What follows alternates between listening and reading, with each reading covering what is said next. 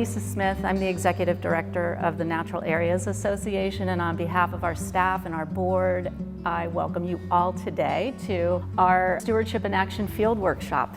For those of you who are new to the Natural Areas Association, I just wanted to say a few words about who we are and what we do. We are a nonprofit membership organization that exists to serve folks like yourself who work on the land and water of our nation, protecting biological resources. We do that in a number of ways, and one of these is by convening professionals such as yourselves so that you can interact with your peers, share your science, share your methodologies, share your practices so that we can be doing the best work that we can to protect nature.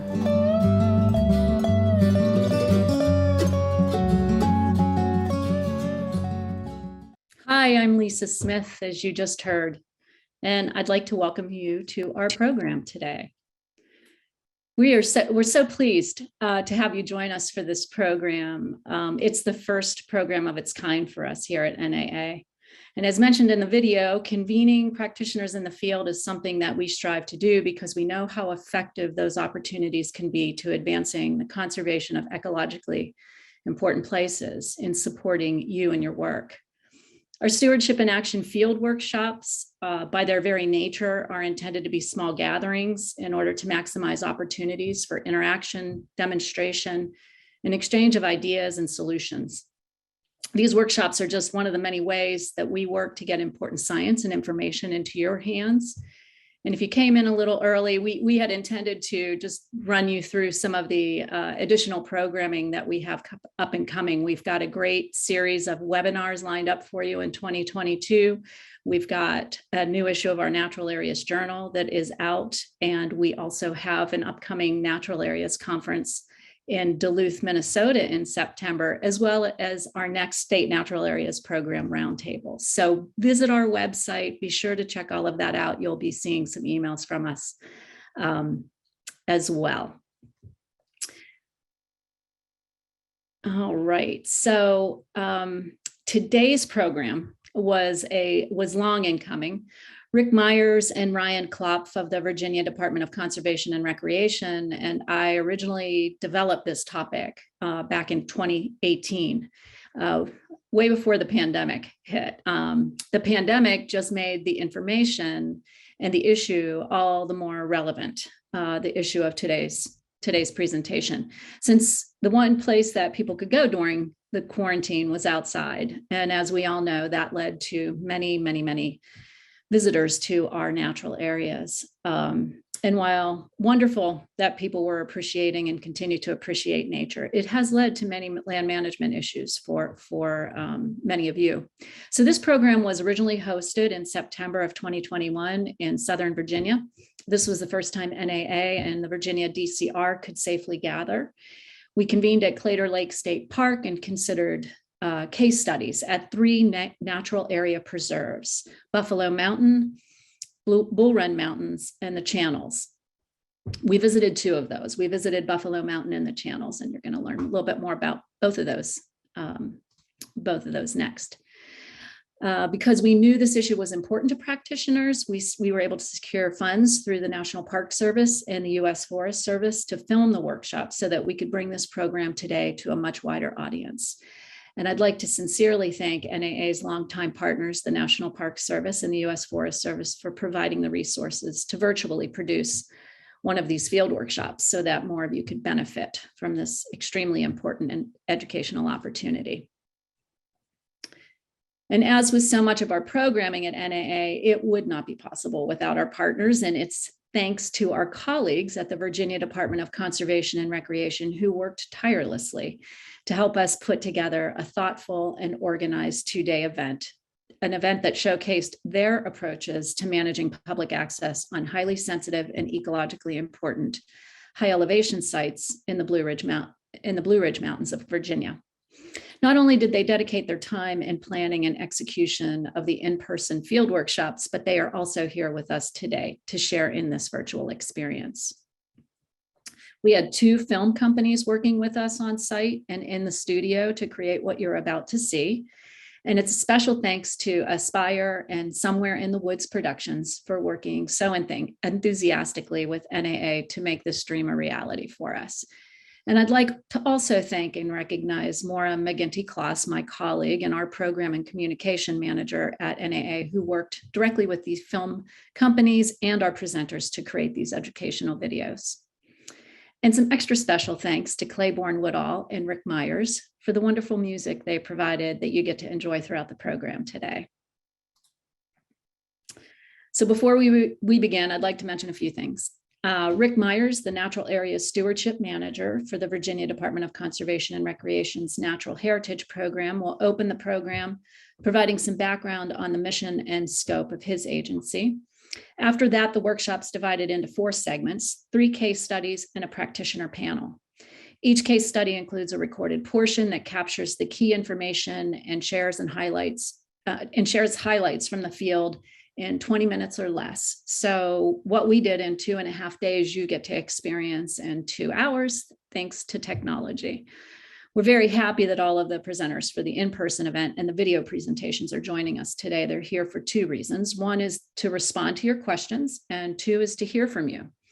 As much as they're happy to share the strategies of the Virginia DCR and its partners, the strategies that have been implemented at these 3 very different sites, they're eager to hear and learn from you as well. Please engage in chat, as you know by now how to use, share information from your sites, expand the opportunity for collaboration. That's the intention here. Please know that this event's being recorded and will be made available along with any resources to everyone who registered for the workshop. And also, along with the recorded event, we will save the chat to ensure that any important exchange of information and resources is captured. More will be including resources in chat today, so be on the lookout for those. So with that, I'd like to introduce Rick Myers, and we'll get on with the show. Rick? Yeah, thanks, Lisa. And hello, everyone. I'm joining you today from Richmond, Virginia for this virtual field workshop on sustainable summits. And we'll discuss strategies for protecting sensitive natural resources while still providing recreational access to natural areas. I really wish that we could all have been together in person last September for the live and in-person version of this program, but of course, with so many other things, the pandemic made us change our plans. But I'm grateful that we are here anyway in this virtual format. And as Lisa has thanked us at DCR, I'd like to thank her in return, Lisa Smith and her staff at NAA, Maura, Amy, Macy, for their ingenuity and innovative thinking, which made this workshop possible. It's been a great experience for all of us at DCR to have had the opportunity to work with the Natural Areas Association to pull this off. So with that, let's get started. I'll give a short presentation about the State Natural Areas Program here in Virginia and an overview of our approach for balancing resource protection with public access. And then we'll move on to the videotaped case studies at 3 different natural areas, all featuring sensitive high elevation habitats. This is how our program got started in 1989 at the Department of Conservation and Recreation. The state Virginia Natural Area Preserves Act was passed, and that did some really important things legislatively. It established the Virginia Natural Heritage Program. It's the Department of Conservation and Recreation's Division of Natural Heritage formally, but we go by the Natural Heritage Program like so many other similar programs do. But the law also established within DCR a statewide system of natural area preserves, and it authorized this critical legal instrument called a Deed of Natural Areas Dedication to protect natural area preserves in perpetuity. So the preserve system today, after 32 years that the law made possible, looks like this on a map. We've got 7 stewardship regions set up across the state to manage the preserve system. And these represent the most biologically diverse lands in Virginia. Each of the stewardship regions has a field office with 2 or 3 full-time classified state positions that act as the stewards of these resources. So this is a snapshot of the system as it looks today. Currently, we've got 66 preserves in early 2022, almost 60,000 acres of land protected. And the protection includes habitats for federally listed species, as well as state rare plants and animals, and examples of really the best and most outstanding examples that remain of Virginia's natural community types.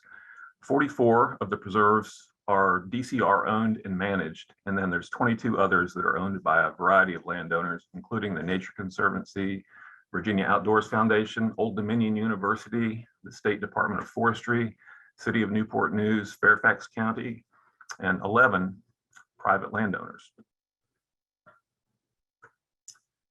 So the Natural Area Preserves Act did these things too, and made life a lot easier for those of us who are managing these resources today. It defined a technical term called natural heritage resources, technical and legal, which is really helpful for those of us as managers.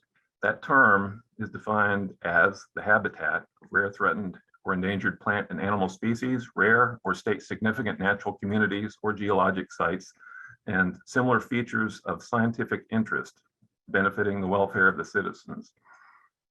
And then the law finally, helpfully, critically stipulates that natural area preserves are to be managed in a manner that's consistent with the continued preservation of the natural heritage resources they support. And that's important. It tells us what our job is. Here are some examples of some of the natural heritage resources in the eastern part of Virginia. And remember, we're talking about habitats are the resources, not the organisms themselves. So, for example, frequently burned pine, scrub oak woodlands and savannas in southeastern Virginia that support pale grass pink orchid and other fire-adapted plant and animal species. Maritime dune and woodland communities on the eastern shore and in Tidewater, Virginia that support Chesapeake Bay beach strands. That's habitat for the northeastern beach tiger beetle, a federally listed species of animal. And we have Atlantic barrier islands providing critical nesting habitat for colonial nesters like brown pelicans. In the western part of the state, and you'll see some examples of these, or some different examples of these types of resources in Western Virginia later on in the case studies, we have basic outcrop barrens that support Piedmont fame flower. That's in the upper left corner of your screens. That's Femoranthes piedmontanus, a G1, S1 plant for you natural heritage folks. We have restored fire-maintained Piedmont hardpan woodlands and grasslands in South Side Central Virginia that support smooth coneflower, another federally listed plant species. And we have in the Shenandoah Valley a really unique ecosystem called the Shenandoah Valley sinkhole ponds, and these support endemic species, including the federally listed Virginia sneezeweed, Helenium virginicum. So most people know what state parks are for, but far fewer folks know why state natural area preserves exist in Virginia and how they are managed. We spend considerable time explaining this to members of the general public. What are they for is the question. And we have a nice answer that's vetted in our enabling legislation. They are there to protect rare species habitat and the best examples of Virginia's natural communities. They also are there to support opportunities for research and education. And then sort of last on the list is they are there to provide, where it's possible for us to provide it, compatible public outdoor recreation opportunities. So here's, again, this question about the enabling legislation. The law doesn't mandate that we provide public access. So why provide it when doing so takes all of this? It takes financial resources because access facilities are expensive to construct and maintain, and it's a time-consuming part of our jobs. The public access piece requires constant vigilance. We have to have people on site more often than we would otherwise to enforce regulations and monitor visitor use impacts. And then frankly, and especially over the last couple of years when we've had a surge of visitation due to the pandemic, it's taken a toll on staff morale because our folks are constantly dealing with vandalism issues and people who are breaking the rules, littering, going off trail, and in some cases are being pretty rude and they are pretty angry about lots of different things. So managing impacts on state natural area preserves includes two kinds of damages, really human and natural. An example there at the top is vandalism that Claiborne will talk about again later in his segment. where we had these pristine rock outcrops at high elevation were tagged, painted with names and symbols by some people that should have known better. And so dealing with the cleanup there and dealing with the aftermath took a lot of time and a lot of energy, both emotional and physical. And then natural impacts. If you build public access facilities through a maritime dune woodland forest, well, you pretty much need to expect that Mother Nature, through windstorms and other impacts, is going to knock down trees, and you're going to be rebuilding, reconstructing, patching up the boardwalk pretty frequently. And then who knew, but when you build an observation deck out over a Chesapeake Bay tidal marsh, somehow they can burn down. And whether it was human arson or a natural lightning strike that started this fire, we lost this facility a number of years ago, and had to find money and spend the time it took to replace it. So if it's not required, why provide access? And here's some answers to that question. The visitors really represent our best outreach mechanism. Interacting with both those visitors is a great opportunity for us. We have over 200,000 people that visit the preserve system now each year. And those visitors and our staff, when they meet, that creates this opportunity for us to help them understand what the Virginia Natural Heritage Program does and why we do it. The outdoor recreation piece also provides a relatable sort of reason to exist. Outdoor recreation is popular with the general public, and really it's a more broadly relevant sort of an experience for people. A lot of people aren't just ever going to get the statutory mission that we have of biodiversity protection. Not everybody's a bird watcher, a nature lover, a member of the Nature Conservancy, or a Virginia Master Naturalist.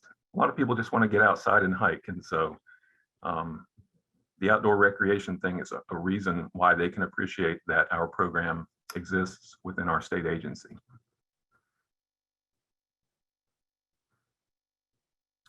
And a couple more things to mention, and they all dovetail together really. Providing outdoor recreation builds support with a broader set of stakeholders. And then lastly, it's our mission that we frame as supporting local tourism economies through providing outdoor recreation opportunities is a message that resonates really well with elected officials at both the local and state levels. So when we are explaining to a new administration, for example, the one that's coming into Virginia right now, who we are, what we do, and why we do it, if we can help people understand that outdoor recreation opportunities are available on the natural area system in Virginia, then that gives them a reason to understand us even better than they would if we just talked about our biodiversity conservation mission. So to pull off this balance between providing access and protecting resources, we've developed a number of strategies, and you'll hear more about these later today. But a key one is to limit the number of visitors at any one time. One of the most effective, I think, ways of doing that is to limit the parking capacity to a relatively small number of cars and visitors, so that only so many people can be on the preserve at any one time, thereby reducing impacts. And we also locate parking areas distant from summits and shorelines and other highly attractive features where people want to go the most. And yeah, some people complain about that, but other people like it because what it means is that it's not such an easy walk to the place that everybody wants to go. And so these places don't get quite as crowded as they would otherwise. And then we also do what almost everybody else does, which is implement seasonal and daily closures at some locations, such as where we want to protect nesting shorebirds on barrier islands, or sandy shorelines where tiger beetles are doing their thing in the summertime and where shorebirds are attempting to nest. So seasonal daily closures are another strategy. And then the physical separation strategy, again, is one that a lot of folks are familiar with, that we are doing more and more, where we require visitors to stay on trails and boardwalks and it'll sort of keep them physically apart from sensitive resources. Then last but not least at all is to consider and work on developing and delivering some key messages. So one is the difference between a park and a preserve. Is a state natural area preserve the same thing as a state park? And we answer that question real clearly by saying no. Here at DCR, we have a system of state parks within our agency, and we have a separate system of state natural area preserves that were established and managed for a different reason, to protect the best examples of the natural communities of the state, rare species habitats, and that recreation is a secondary objective, and only certain activities are compatible on a preserve. On parks, recreation comes first. On preserves, it doesn't. We developed the message that preserve capacity is defined by the size of the parking area. And so if we limit the number of spaces in a parking area to 10 or fewer vehicles, that means that only so many people can visit at a given time. If you go there and the parking area is full when you arrive, the preserve is at capacity. So we ask people to please come back another time or wait until a parking spot becomes available. We also let folks know that the preserves are open. We don't say that any of the preserves, other than those that are privately owned and the private owners don't want any visitation at all. Those are the one exception. Otherwise, the preserve system is open, and even those state-owned preserves that don't have developed access facilities may be visited. And you can do that by contacting one of the DCR Natural Heritage Regional Stewards and arranging a tour or field trip. So just to reiterate, job number one is to sustain resources and protect biodiversity on the state natural areas here in Virginia. And at the same time, we recognize the values of providing public access for conducting outreach to build public support for the Virginia Natural Heritage Program. And doing so keeps us relevant and increases our resiliency. So that's what I had to say today. And Lisa, I'll pass it back to you. Okay, Rick, thank you so very much for that and for setting the stage for today so adequately. We have one question, and we're running a little bit behind already, but that was my fault up front. But I'm going to ask it, Rick, and because it's a good one, and well, especially while Maura's pulling up the next presentation. So Elizabeth Mortensen Winlock says that we struggle with the tool you just mentioned, which is limiting visitor numbers. And when they make it harder to get to a place, they can have really good protection, but her agency is really looking at increasing accessibility for all ages and all abilities. How do you frame this or balance this? What are your thoughts on that? Yeah, it's an excellent question, and it's a huge challenge. And the way we are addressing that very same issue here in Virginia is to, as we can, provide more and more experiences that are accessible. So new access facilities that we're developing right now and that we're hopefully will be constructing in the next 12 to 18 months will have an accessible trail segment and parking areas that are designed with accessibility in mind. So it's something that we've thought about, and I think everybody that does this kind of work has been thinking about. And you can only do so much. You can't, for example, make the Appalachian Trail or the Pacific Crest Trail available to folks that are confined to the mobility devices, but you build new ones, new facilities, and you have resources. You can, and we feel like we should, as public landowners and land managers, do everything we can to provide at least some opportunities for people, and more than we have in the past. Great, thank you, Rick. Okay, and Anthony Romano, I see your question there, and I think you might get that answered in the next presentation or two or three, and if not, we'll circle back to it. So I'd like next to introduce Brian Klopf, who is a Natural Areas Association board member and the regional supervisor for the Virginia Department of Conservation and Recreation's Natural Heritage Program. And his colleague, Wes Paulos, who is the Natural Areas Public Access Coordinator for the department. We're going to take you through our first video entitled Public Access Management at Buffalo Mountain Natural Area Preserve, Balancing Sustainable Visitation and Biodiversity Conservation.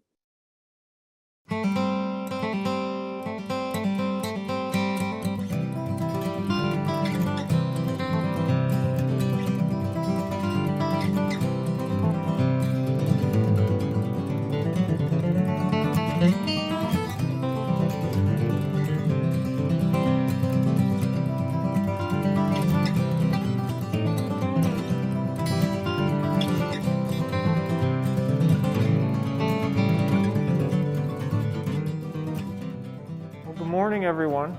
Welcome. This challenge really requires collaborative thinking and fresh ideas and innovation. And the only way I know to do that is by getting together like we are now.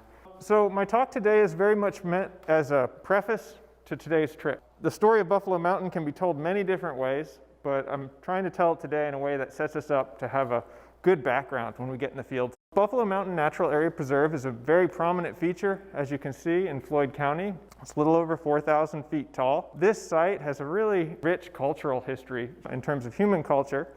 At one time, it marked the eastern frontier of the Cherokee Nation. These lands were eventually taken by the British and then later settled by new immigrants, largely of Scotch-Irish descent. In addition to this rich human culture, Buffalo Mountain, of course, is rich in biodiversity and natural heritage. This large mafic mountain contains a variety of vegetation types, from summit grasslands that we'll spend a lot of time on today, a special type of edaphically controlled grasslands called barrens, down through the oak, hickory, and northern hardwood forests on the south and north aspects respectively, down to the base of this mafic rock where water seeps out in these slow water springs and creates these mafic seeps with a great variety of rare wetland plants. All told, these diverse vegetation types support 9 natural communities, 15 species of rare plants, and 3 rare animals, including 1 endemic animal. Welcome. This is the parking area of Buffalo Mountain. 28 years ago, if you came to this point, you'd continue in your vehicle up a road that approximately went that direction. So that was the original access to the summit. Some of the first activities that were taken that we talked about were the closure of that road, the improvement of this parking area, and then later the construction of the oak trail to the summit. But in recent years, we've talked about how we've had an increase in visitation, particularly the last few years. And so we had some novel problems developing right here at this point of public access. One issue we had was this parking lot, until a couple of years ago, did not have a bathroom facility. You look at a portable toilet with a nice surround there, it's easy to overlook, but one of the issues that having a large number of vehicles that have driven an average of 45 minutes to get here is that we ended up with a network of myriad social trails out of this parking area. So social trails, that's not a term you're familiar with, essentially refers to the informal creation of a trail by repeated trampling. And so that created the usual social trail problems of soil erosion, but it also was facilitating the spread of invasive plants into the intact surrounding forest.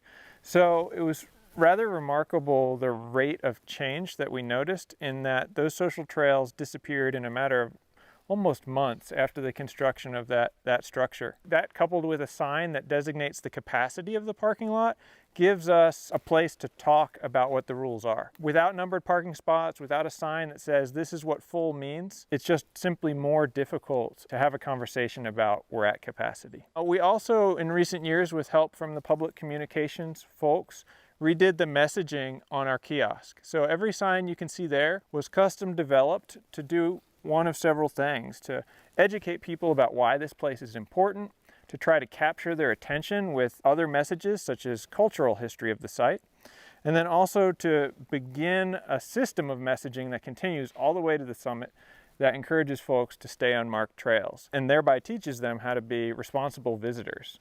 Our assumption, if you will, is that the majority of visitors will behave in a responsible way that protects the site if they know what that means. Early attempts included educational signage such as this and this, encouraging visitors to stay on that marked trail, that oak trail, that mile-long trail. But quite honestly, after several years of trying signs like this, they all disappeared. They're probably on some wall somewhere now. So many of these signs didn't have the intended effect. As I mentioned, they were installed at key points like switchbacks or right up here where a social trail had been created that roughly followed the course of the old roadbed that I mentioned. So one of the first projects that we undertook in recent years to address this issue of sustainability was to create certain trail features at these switchbacks to provide a deterrent against social trails. And we also, if you will, leaned into the skid a little bit and recognized that people wanted a faster route back to the parking lot. And so we, in recent years, laid out a trail, this blue blazed ridge trail, to create a route that accomplished that goal, created a loop hike, but was laid out in a way that was a sustainable grade. So we created a sustainable alternative to this large social trail. And unlike the Oak Trail, this trail was constructed entirely in-house with DCR folks here and volunteers. That was one issue of sustainability that we faced, one challenge of sustainability we faced, and what our approach was. We had another arguably bigger issue at the summit.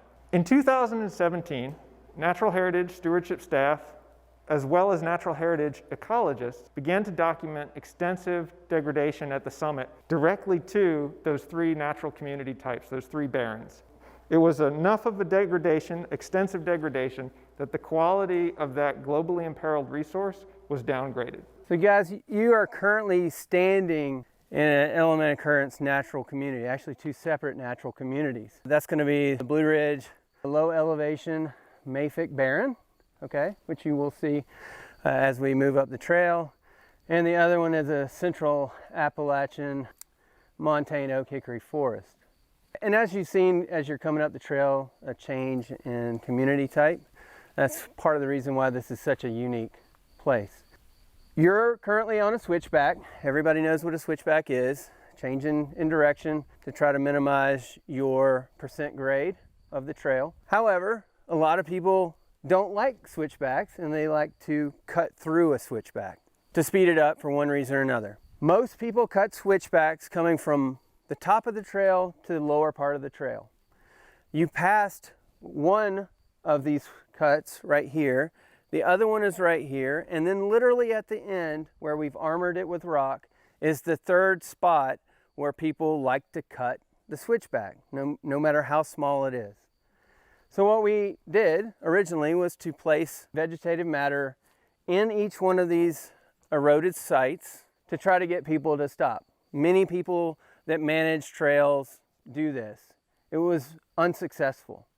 Aside from the breaking down of the vegetative matter in the trail, trying to add it back to the eroded area, that's good, but they continued to do the same thing.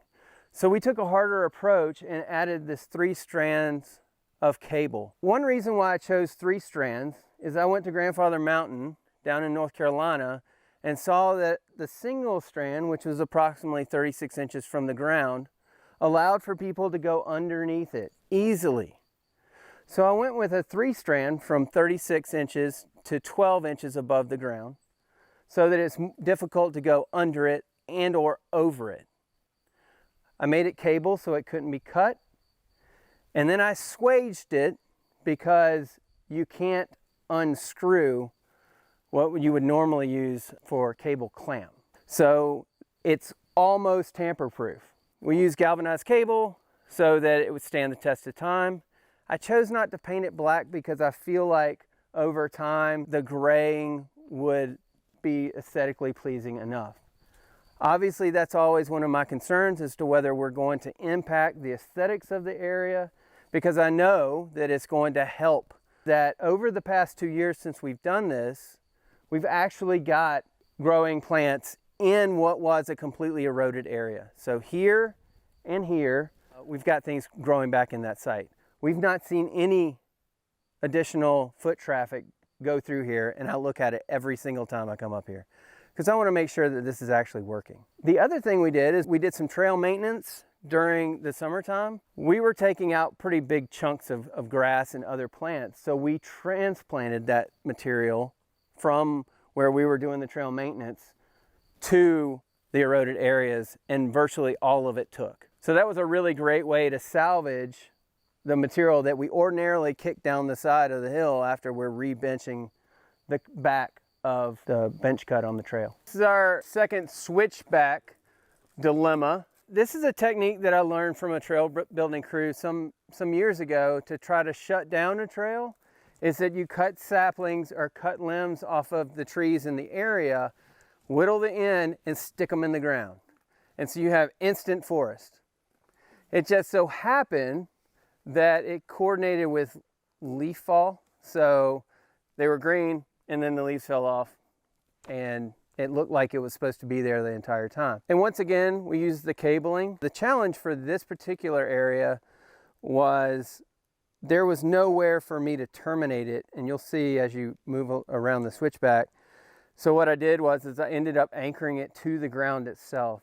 It was more aesthetically pleasing to do that. I didn't have a post that I was going to have to set here, not to mention the fact that it's extremely difficult to dig in this area.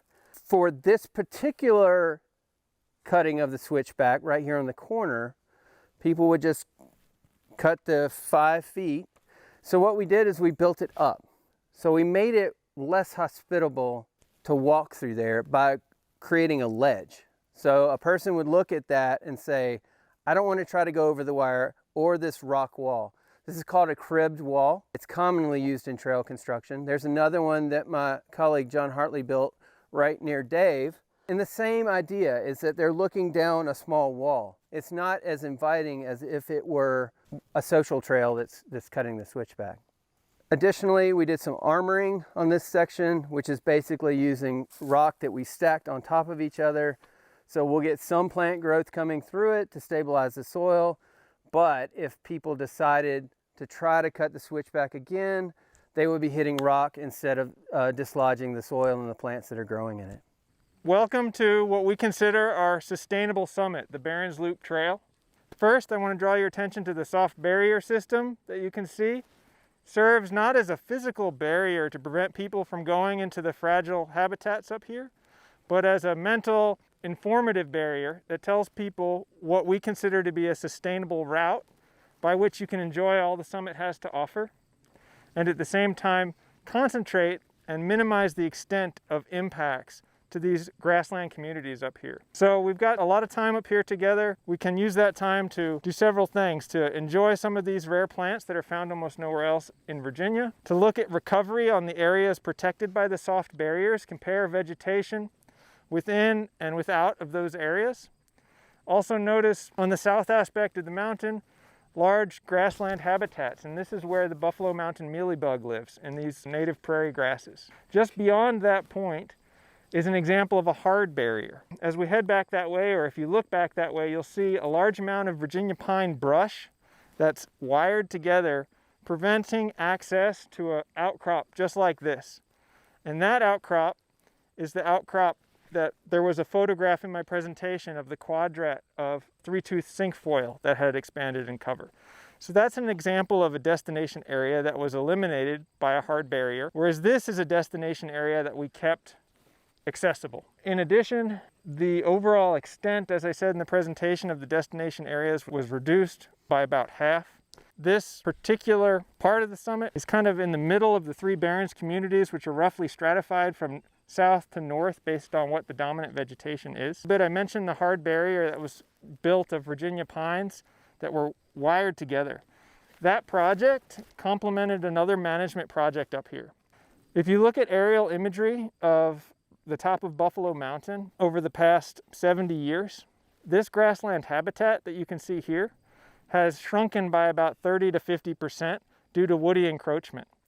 So in building our hard barrier, we coupled that with the removal of Virginia pines we knew had succeeded into habitats that historically were open. So that was kind of a two birds, one stone approach.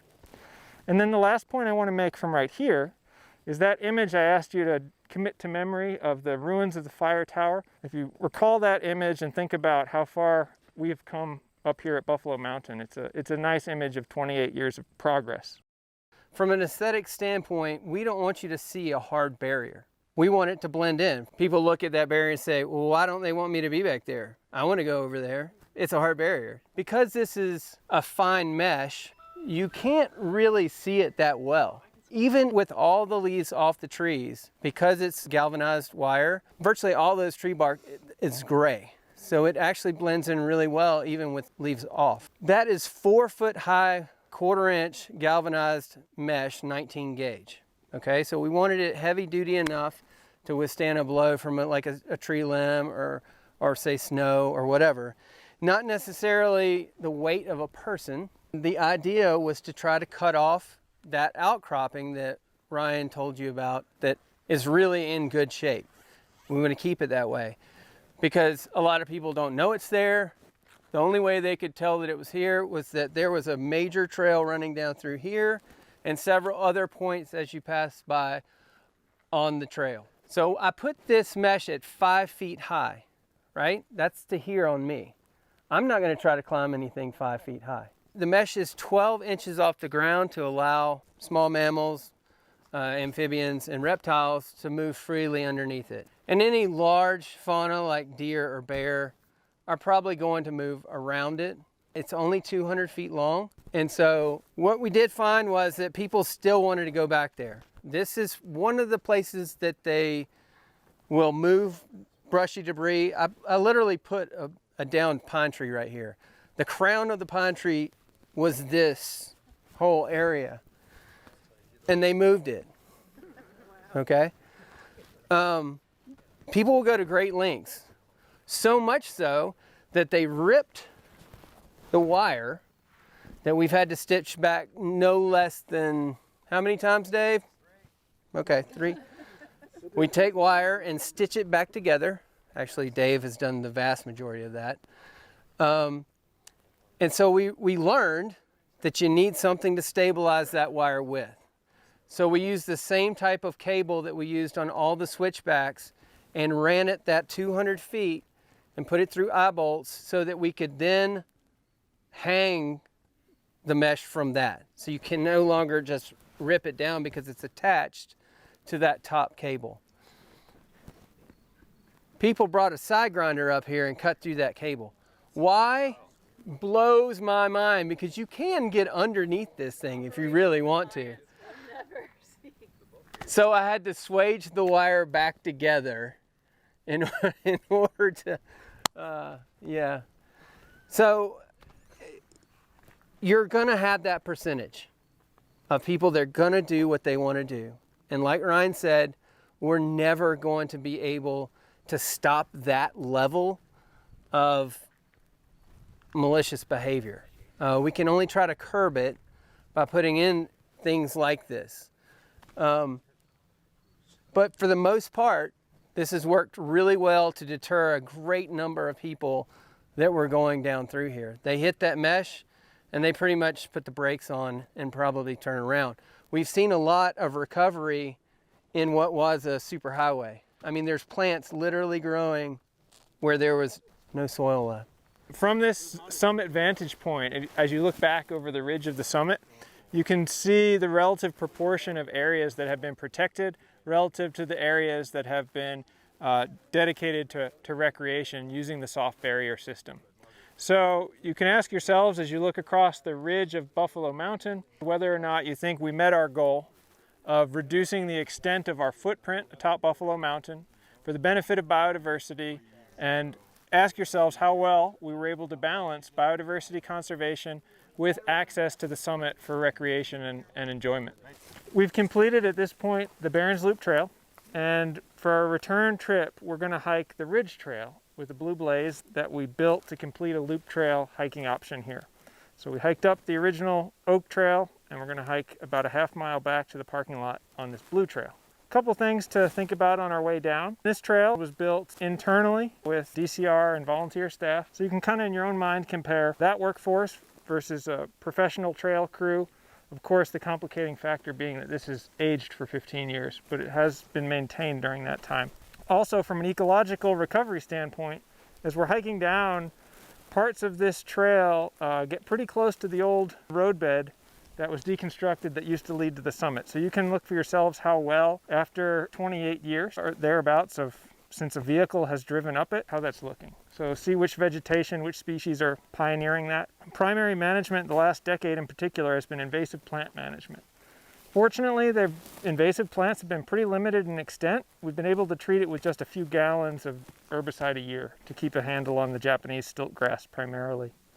It's a beautiful half mile down the ridge. A lot of nice rock work, a lot of nice trail features, so the trail lays very nicely. It's a fun hike and it's very popular too. We've used a word we're familiar with a lot today, sustainability. And for us what that means here is that what we just did, people can do more or less forever without making the place worse, you know. A road requires regular dressing by a bulldozer. You know, that's not sustainable, you know. And so, whereas a trail requires, you know, the shadow of a steward a few days a year to deal with maintenance issues as they arise, but that's a much more long-term sustainable way to access this place. Thanks again for joining us on this hike. Speaking for myself and my colleagues, we're always excited to share this place and its story with you, share a little bit of what we've tried, what our approach has been, what's worked, what hasn't, what we've learned. And I think the last point I want to make today regarding our project is that we're not done. You know, we're still learning, we're still assessing how it's aging, assessing the response, but two elements that are ongoing and hopefully next steps include: one, Dave and his position, the public access wage position we have, having that site presence, that's been a new important part of this and just absolutely critical. Going forward, that will continue to be an important part of our approach here. With recent additions to the preserve itself, we have the possibility to someday relocate the parking lot further from the summit, giving us an opportunity to make a longer hike to the summit, spread out the crowds even more, and at the same time increase the amount of trail there is to hike. So hopefully that can be one of the next steps in continuing this process here. So really, I think that for me is the take home is that our approach to sustainability hasn't really had a finish line. It's had landmarks, but it's definitely an evolving process, and we're continuing to learn as we go ahead. And so look forward to hearing feedback from you all and your respective projects and keep this conversation going. We've got several questions. I just wanted to give the two of you an opportunity to add anything that might be top of mind that you know, or you can do that as we go, but please do just offer up anything that's front and center for you. Let's see, one thing I wanted to be sure to mention just by way of background is this project evolved and was designed over a period of years, starting in 2017 when we observed the changes to the summit that we mentioned. But one of the first things we did before you know, single bolt was placed or any work was done was survey the public at Buffalo Mountain and toss out essentially some of the proposed ideas of this project and get their response. And so I'll just leave it there for now, other than to say that 78% of the folks surveyed in that survey said that they would accept a project like this that would restrict areas of the summit that they could access if that would better protect the summit. So we had that sort of information gathered from the survey before beginning this project. That's the only thing top of mind I wanted to share. Thank you, Ryan. Well, let's work through a couple of these questions, and what we don't get to, we'll try to get back to a little later. Nick Mead asked, and this may have been answered, but is that hard barrier physically wired, tied with metal together, or just a brush pile that's interwoven together to make it too difficult to pull apart and walk through? Wes.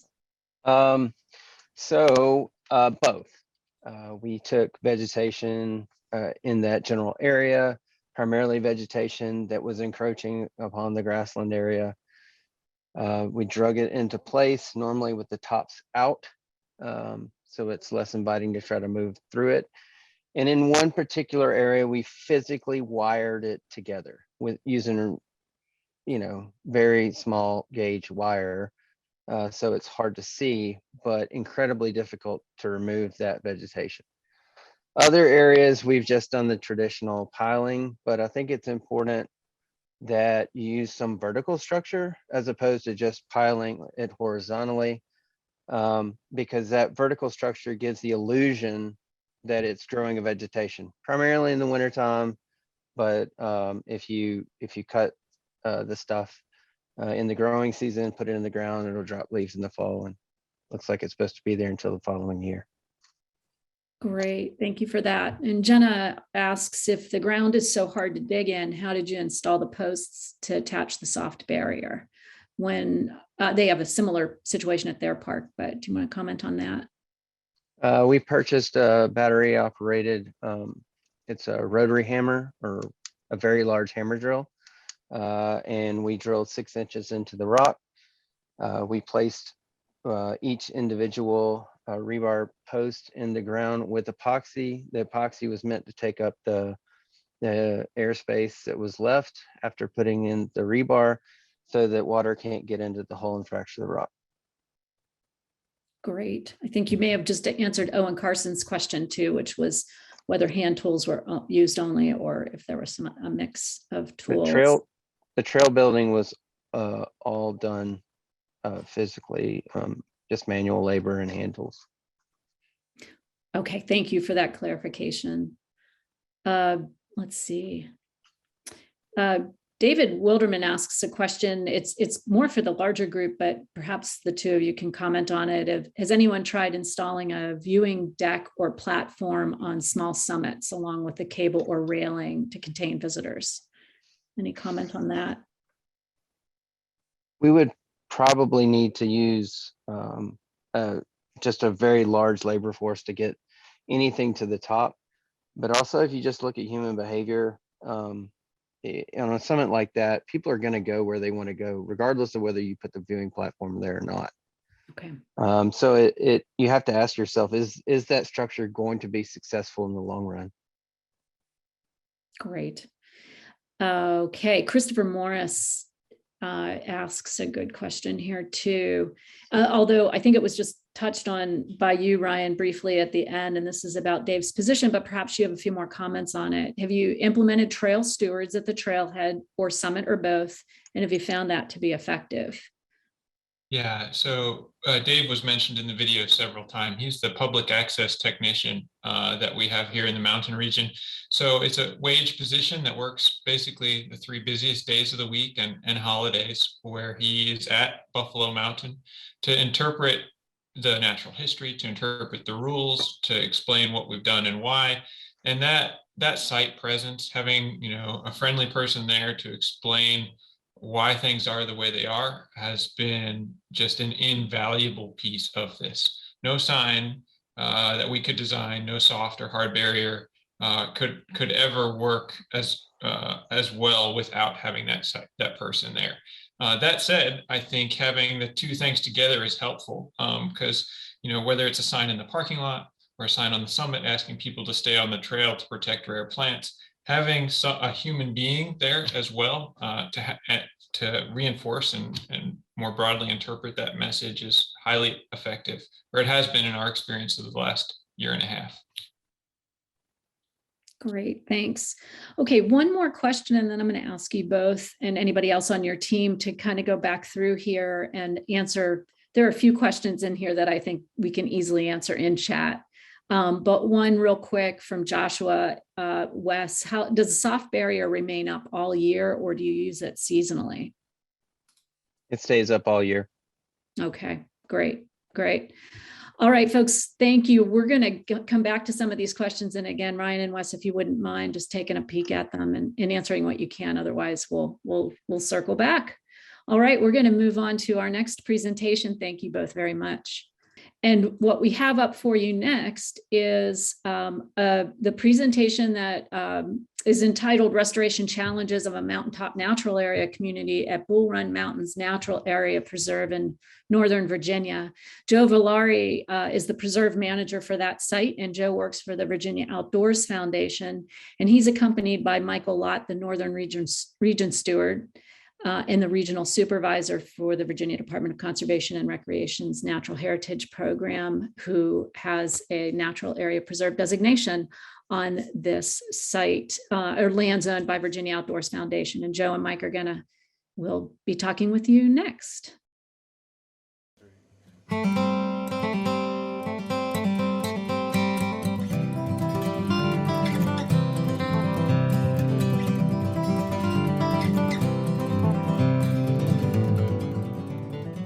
Well, I want to thank Ryan and Lisa for inviting us to come and share the story of Bull Run Mountains and the challenges that we have faced up there. So we'll be talking about the restoration challenges of a mountaintop natural community, Bull Run Mountains Natural Area Preserve. My name is Michael Lott.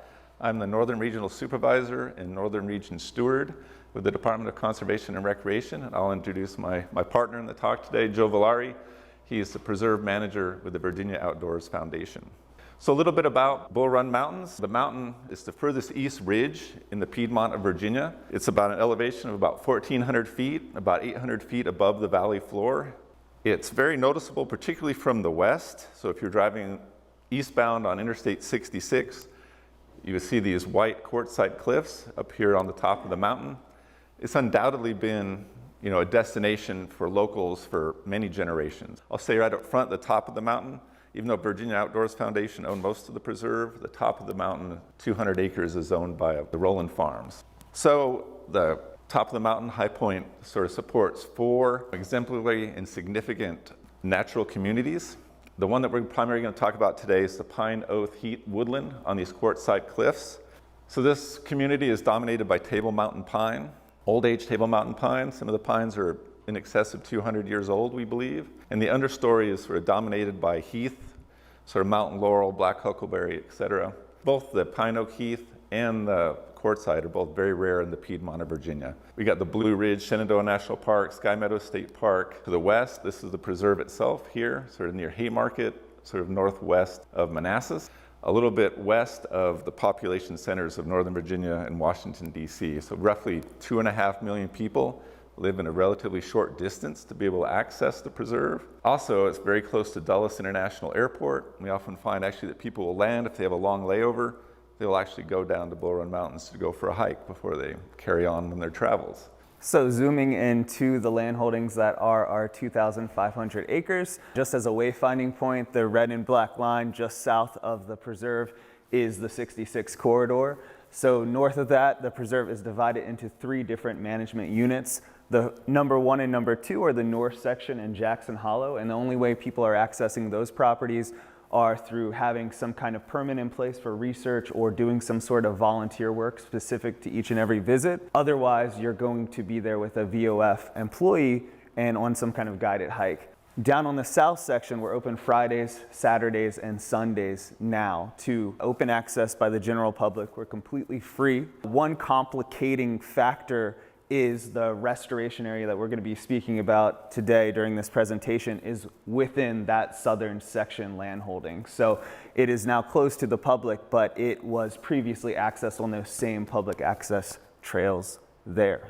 I said earlier, I've been visiting High Point for many generations. It started in the early 1990s, around 1994. The trail system at Bull Run Mountains was open to the public. It was dedicated as a natural area preserve in about 2003. Visitation, was increasing. More and more people were going up there. VOF entered into an agreement with Rowland Farms to formally open the High Point to the public in about 2010. And then very quickly, the number of people visiting High Point, exploded exponentially. I know the preserve ranger at the time, on one weekend, counted 900 people entering the trailhead at the bottom of the mountain. You can imagine probably 70 to 80% of those went up to the top of the mountain. At that time also, it was open 7 days a week. On average, you're probably getting 200 people a weekend going up there. So very rapidly, we started to lose sort of the low shrub, ericaceous understory out there. The organic matter in the soil was being lost. Soil itself, like all mountain types, is very thin. The soil was being eroded, compacted. The lichens on the rocks were being lost. People were going up there and hatcheting trees, the old Table Mountain pines. So the decision was made in 2015 to close High Point to the public. So a little bit more extreme version of what we've talked today. I would estimate that we were probably getting about 100,000 people a year were going up to High Point. So at that time, working with VOF, DCR put together a sort of restoration and monitoring plan. And there were a number of things that were sort of in the plan that we started to do at that point. One, working with a past colleague here, Jeff Austin, we mapped 1.2 miles of social trails. That doesn't include the main hiking trail up there. So what was happening where people get to the top of the mountain, there was one primary vantage point that primarily where people would go to, but they'd get there and there's already 12, 15, 20 people there. So they just spread out across the mountain. And while doing so, they'd create another 1.2 miles of social trails. Also at that time, we decided to sort of barricade all these old social trails. So a lot of manual labor, throwing wood over the trails or raking leaves over the trails to sort of disguise them so they weren't as obvious to the public anymore. We also set up 5 monitoring plots out there on the mountain. So we sort of picked 5 areas that looked the most disturbed, and we just set these up to monitor them over the coming years. We also looked for a spot on the landscape that would sort of serve as sort of a reference plot. So it was an area on the mountain that really, from just a lucky fluke of local geology and geography, that people would come up this social trail here and go around this spot on the landscape. So this reference plot was relatively undisturbed, and we could use to sort of compare our monitoring plots against what we would hope it would eventually return to. This is the High Point overlook. This is the view shed that you're rewarded with when you hike up to this mountaintop. What you're looking at is a western view, so this is the westernmost part of the Bull Run Mountains chain, and you're looking out of mostly conserved lands or agricultural lands headed towards the Shenandoah Valley. And so this is a lot of reward to try to fight against to keep people from trespassing up there. So some light signage doesn't really do it, especially when a lot of the foot traffic was occurring when we were actually open to the public, when the internet was around and apps like All Trails existed. So photos just like this are plastered everywhere online. So when someone Googles Bull Run Mountains Natural Area Preserve, they run into a photo just like this. So how can we really do anything about it at this point? And when we first started trying to change the approach of how we dealt with it, really the answer was staff. You essentially need someone on site 24 hours a day. So with that, no matter how tough I'm trying to look there in the middle photo, the other photos are a little bit more accurate, and this is very ineffectual. One person is not going to do anything about it. Since this time, when I first started there, I was the only full-time staff member. It takes a huge toll of time for one person to do that. Really, it was a full-time job just to try to intercept trespassers at a certain point in time. So it really does not help with the management of our 11 different plant communities, nor our cultural resources. So we built capacity since then. We now have 3 full-time staff outside of the preserve, but we still had to come up with other measures. We turned from staff attention, monitoring, interception to infrastructural changes and also intellectual kind of a paradigm shift in culture within the communities that we serve. And so with that, on the left-hand side is our trail kiosk. We went ahead and just completely redid the signage at our kiosk. We redesigned how we presented the information on the map. We really reinforced our leave no trace ethic. We also re-highlighted and underscored that we are a natural area preserve, because there's a lot of confusion within the communities of Northern Virginia, maybe especially, of the difference between a park and a natural area preserve and what the differences are. So with that, we put up a big banner saying the preserve, just trying to get preserve at the forefront of their minds when they walk into the property. We try to even stay away from the idea or the verbiage of recreation or hiking. So we consider ourselves a living laboratory, an open air museum, and we try to encourage people to get into the preserve for nature immersion, for exploration and discovery of the cultural resources within the mountains, because it is a natural area preserve now. It's very wild, but at some point in time, we had a very diversely peopled past. So we're trying to underscore this experience is as intellectual, as educational, as spiritual, less so recreation. And probably the best improvement here in this picture at our trailhead is just that we have a metal 7-foot gate that when we're closed, it just limits certain trespassers. If we have a sign and an open gateway, there's a certain type of person who's going to look at the sign and say it's closed and still walk through. But it's a different type of person who actually wants to try to get over a physical barrier. And then lastly, I'd just like to point out that we reduced hours from 7 days a week to Fridays, Saturdays, and Sundays from 8 a.m. to 6 p.m. Also, with our going in and reinvesting in research and education, we had a lot more activity. And so that meaningful activity, working on research, education, and protecting and stewarding our habitat, really increased the amount of monitoring we could do. So here's our trail system. Once you walk in through that trailhead, we have about 7 miles of trails. The red trail that cuts through is the old, now closed trail up to High Point. The overlook area is highlighted in red in the upper left-hand side. So this really gives you an idea of just everything that we closed down. And the symbol with the circle with the cross through it, I think a group of us decided last night was the Ghostbuster symbol. We didn't really know what else to call it, but imagine a ghost in between there, like ghost busting, so trail busting, trespasser busting. That's where we close the junction, and behind it is the camera symbol, just where we put cameras to document what trespassing did occur. And just to mark that here, the cameras are where the cameras are uphill.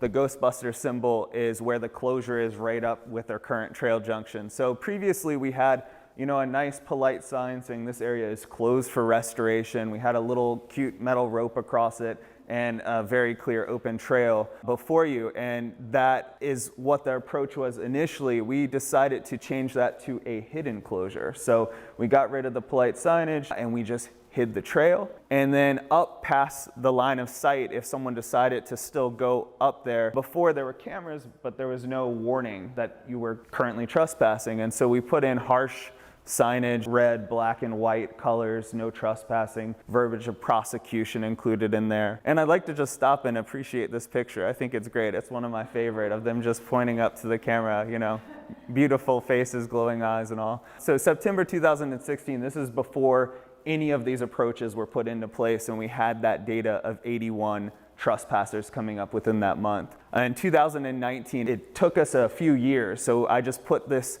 month up. It's about an 85% reduction in trespassing, down to 12. And there's that gap because everything didn't just happen overnight. The signage, the closures, the gate, all of this was slowly building up over those years. So 85% reduction in trespassing, that to me is a phenomenal output of those changes. And then with the uptick during COVID-19, September 2020, it still was only 76% reduction from the original. So it went up a little bit, but nothing major. And that's pretty profound to me, and it shows that the techniques that we're putting into place are working, just because our visitation doubled to quadrupled during this time period. So I view this as a success for that. Now that we've had a little bit of time to get settled in, see results with the change of approach that we put into place, this last month we just put in more cameras up at the High Point Restoration site, because now we have more time and attention that we want to put towards the back end to make sure that people aren't getting up from other ways other than what we believe is the primary point of our public access trail corridor. So with that, we have a few other things that we're putting into place in the coming year. One of those is moving our trailhead and parking lot. So currently we have a parking lot situation, which is a VDOT easement. So it's just a pull off on the side of the public road there. That does not allow us a lot of site security. So we can close the trailhead gate, but cars could still park and stay there, and they can walk in through the woods through other means. So we're going to get rid of that parking lot, put a parking lot on our land that we can control with a gate so vehicles cannot be there when we're not open. With this, we're going to redesign our trail system and try to highlight more of our cultural resources, provide more interpretive opportunities, put a suite of interpretive signage up that really underlines the natural area preserve system as a whole, because I do view Bull Run Mountains as a very important ambassador site, just because we're so close to that major DC population and Northern Virginia population. We'd also like to highlight more of our cultural history. And the big thing that is tied into this High Point case study is that it puts an additional mile from our trailhead entrance to even the junction to begin hiking up to High Point. So I think that will be a very important step in this process. So I wanted us to give you a little bit of information about how the restoration has gone to date. So basically, in the monitoring plots, we measured exposed mineral soil, lichen cover loss on the rocks, total shrub cover, total herbaceous cover, and species richness. So in the reference plot, this is sort of giving you some data from that, where we had basically there's 5% of exposed mineral soil in the reference plot. There was less than 10% lichen cover loss. Shrub cover was about 40%. Total herbaceous cover was about 35%, and the species richness was about 52 species in the reference plot. When we started this, at the height of the damage, if you will, at High Point, exposed mineral soil was about 34%. You got to also understand a certain percentage of it was bare rock as well. Lichen loss was over 40%. Shrub cover was down to 4%, again, through all the trampling and all the huckleberry and whatnot was lost. Total herbaceous cover was down to 4%, and species richness was about 22 species averaged across the 5 plots. We started to see some improvement starting in 2018 when we measured all of them again. We recently went out a few weeks ago. So exposed mineral soil on average was down to about 3%, within the 5 plots. Lichen cover loss was starting to improve, which it hadn't done in 2018, so down to roughly a little bit over 25%. Shrub cover, it really improved, and a lot of it was sort of pine regeneration, and that was up to 35%. Total herbaceous cover was up to 15%, and species richness, we estimated it had gone up from about 26 to 28. As you'll see in the photos I'll show you, I think it's sort of going through a sort of successional change right now, where we're getting a lot of pine regrowth and really dense growth.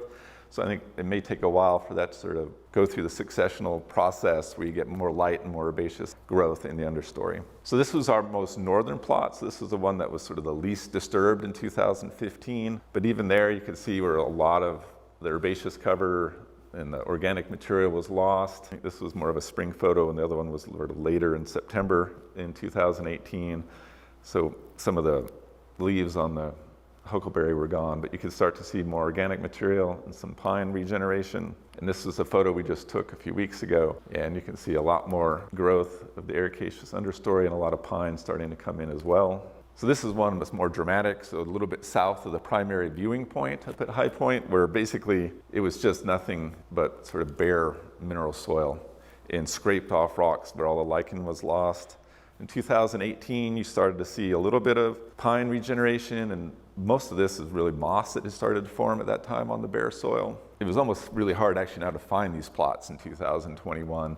The pine regeneration has come back so much you really couldn't take the exact photograph anymore because it's so much more dense. A lot of grasses, sedges, solidagos, or whatnot coming in there. This is the final one. So this is again 2015, just bare mineral soil on the left. This one we started to see a lot more sort of carex and grass species coming in 2018. And this one we actually had to go past and come back multiple times to even find this plot again, even though we knew the geographic center of the plot. A lot of growth really in the last 3 years. And again, I think it's attributable to the fact that VF has done a very good job deterring people from going up there and reducing the number of footsteps on the ground. And we're starting to see a great deal of improvement out there. Still a long ways to go, particularly in species richness and lichen cover, but we seem to be heading in the right direction. And any questions?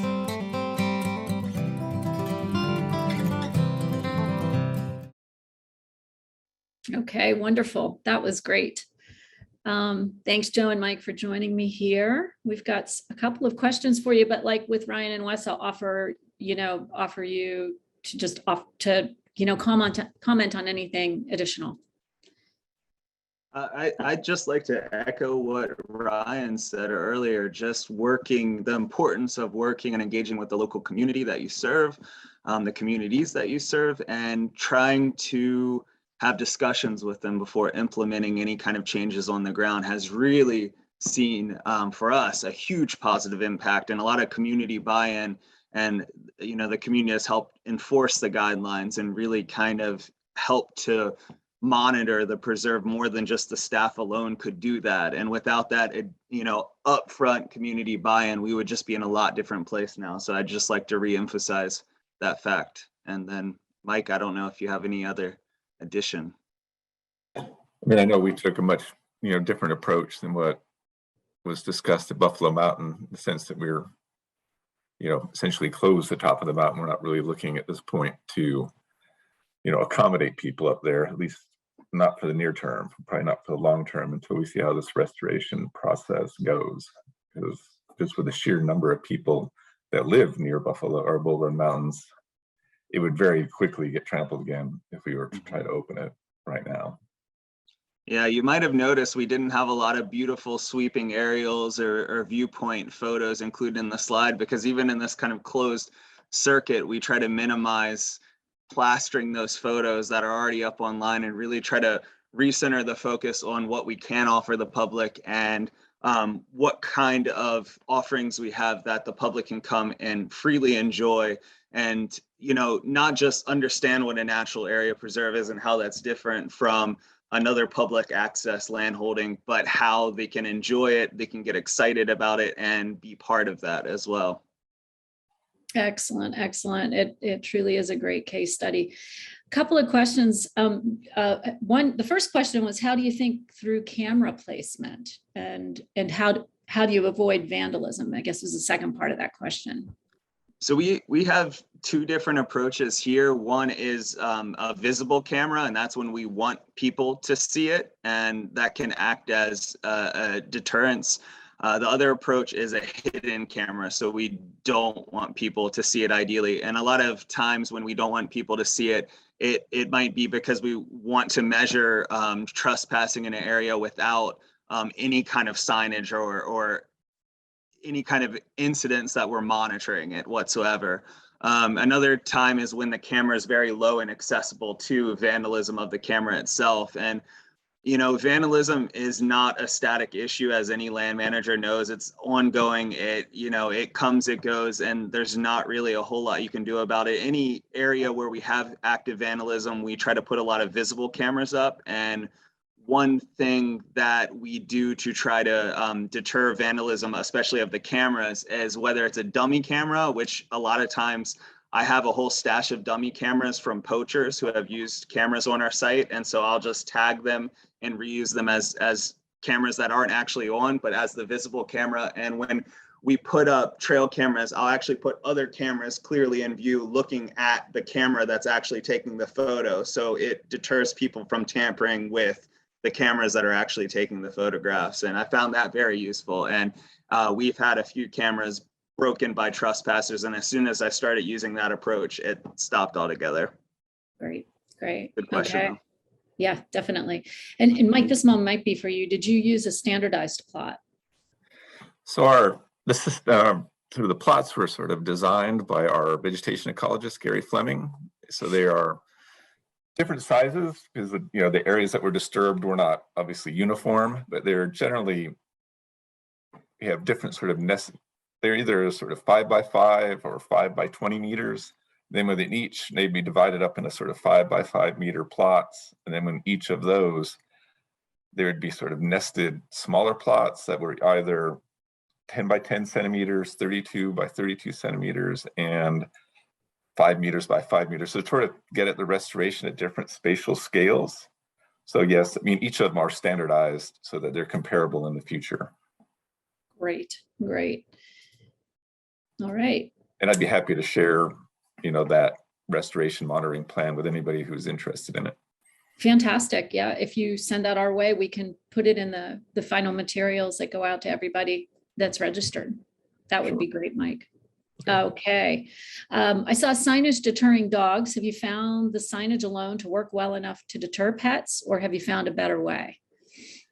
So this has been an ongoing issue. And when I first came to VOF, it was a trail system without a gate and with signage up that said no dogs. And I did a little study that about 80% of people that showed up did bring a dog with them. And then when they were on the trail system, even though we have a leash law in the county and all natural area preserves demand that dogs be put on a leash, about 80% of those dogs were off leash on the trail system. And so we started enforcing the no dog policy.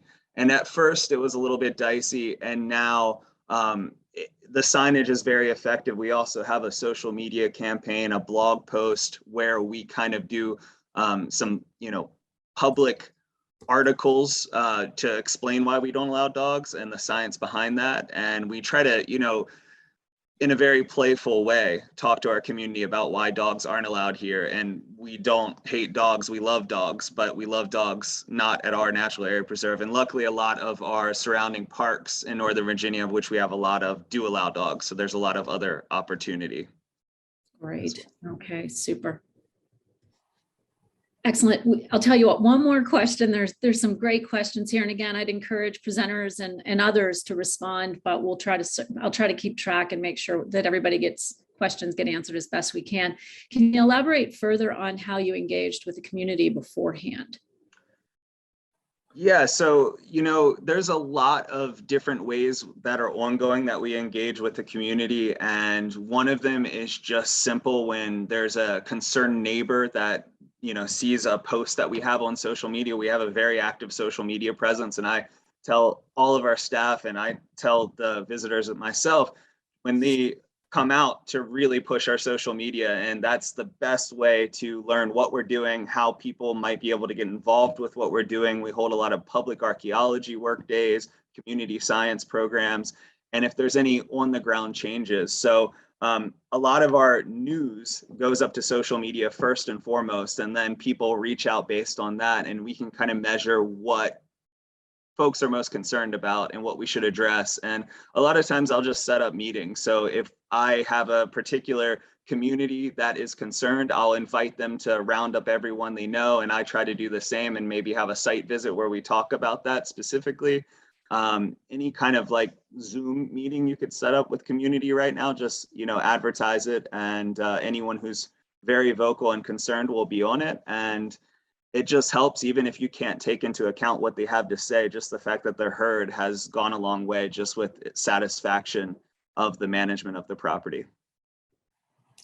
Fantastic. Okay. Wonderful. Thanks, Joe. Thanks, Mike. Couple of good questions still out there on chat. We'll try to circle back, but if you have the opportunity to respond, that would be great. Okay. All right, everybody, we're going to move on to our third case study. And this is entitled Public Access Management of a Geologically Unique Heath Bald in the Southern Appalachians. And this is brought to us by Claiborne Woodall, who's a regional supervisor and Western fire manager for the Virginia Department of Conservation and Recreation's Natural Heritage Program. So with that, we'll turn it over to Claiborne's video.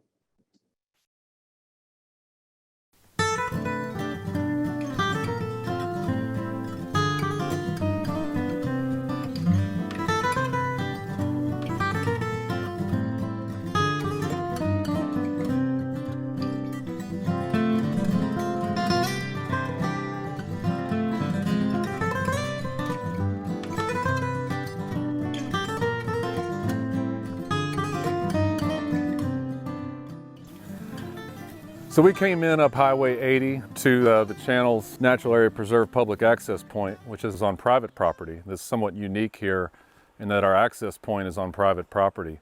And the first 3/4 of a mile is via a trail easement across 2 private properties.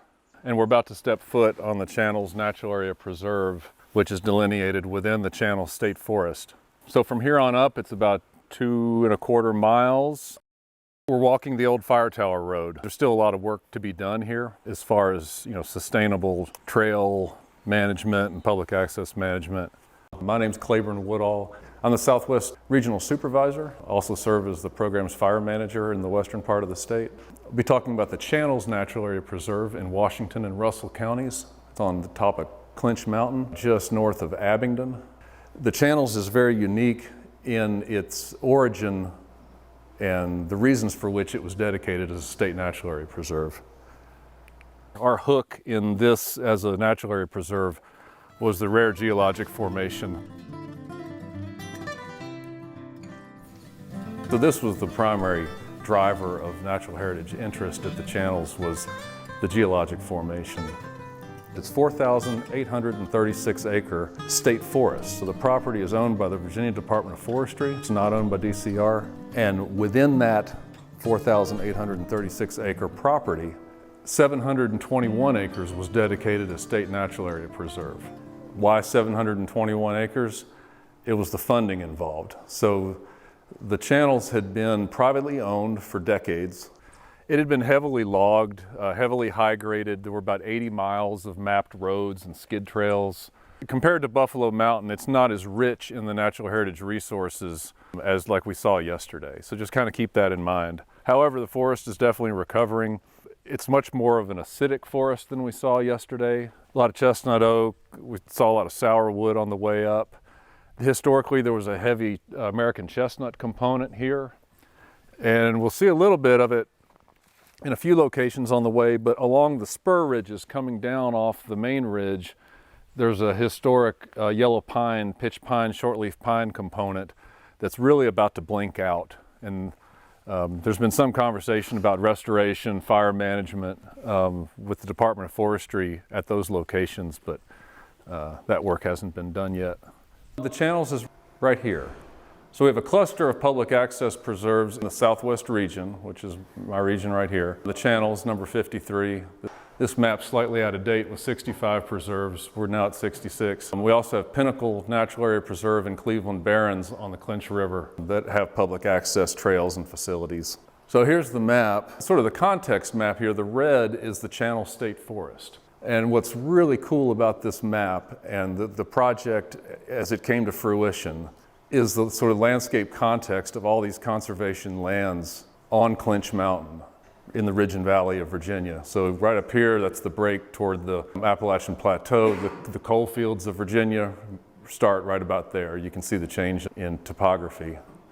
The Department of Wildlife Resources, formerly the Game Department in Virginia, has a 5,000 acre wildlife management area.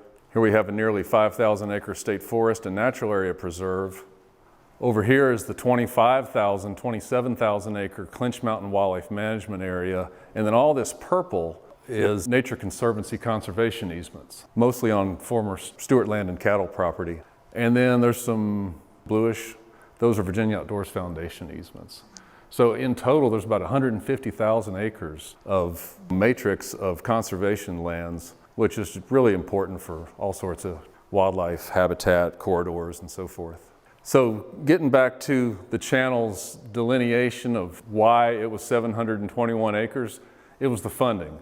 So there was a regional effort, there was a development threat. We'll talk about this a little bit tomorrow. A private developer was going to develop mountaintop chalets on the top of Clinch Mountain. It didn't get a change of zoning through the County Board of Supervisors, led to a real groundswell of interest in saving the channels.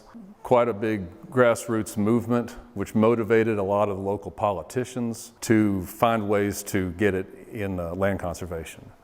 The Nature Conservancy, private organization, they stepped in and bought the property in about 2004. They bought the property and basically sat on it until the state could figure out the funding to take it off of their hands. There was a Department of Forestry employee back in the 1950s and 60s who actually owned part of this property, and Department of Forestry had long eyed this area as a site for a state forest in Virginia.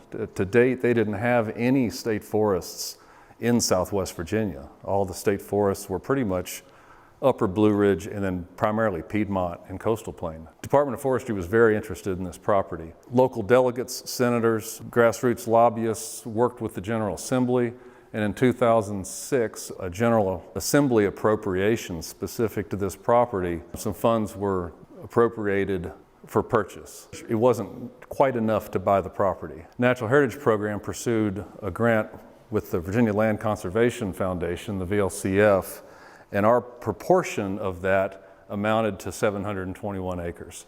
So of the state forest, we got to carve out 721 acres. Again, a common thread with Buffalo Mountain, this site it's still there, we'll see it tomorrow, a fire tower. It was decommissioned in the early 1970s, the Middle Knob Fire Tower, which sits right on top or right adjacent to where these channels' geologic formations are. There was a lot of interest in public access and how DCR was going to implement that. There was interest in paving a road and putting in a big parking lot, and we refrained from going in those directions and kind of using some of the strategies that Rick talked about. Kept it somewhat arduous to reach the channel's destination. So it's a 3-mile hike up and back, but that still attracts a lot of people. So there's the Middle Knob Fire Tower and the associated fire tower watchman's cabin, which is no longer there, sitting on top of the Clinch Mountain sandstone. Beautiful views of the ridge and valley. This is why why we were interested and why visitors go to the channels, are these crevices of Clinch Mountain sandstone. I've heard them referred to as like Appalachian slit rock canyons. There's really no feature like this, to my knowledge, in Virginia. We're going to keep going slowly on into the next. There's a number of these hubs and little passageways that connect to each hub. I call this hub number 1.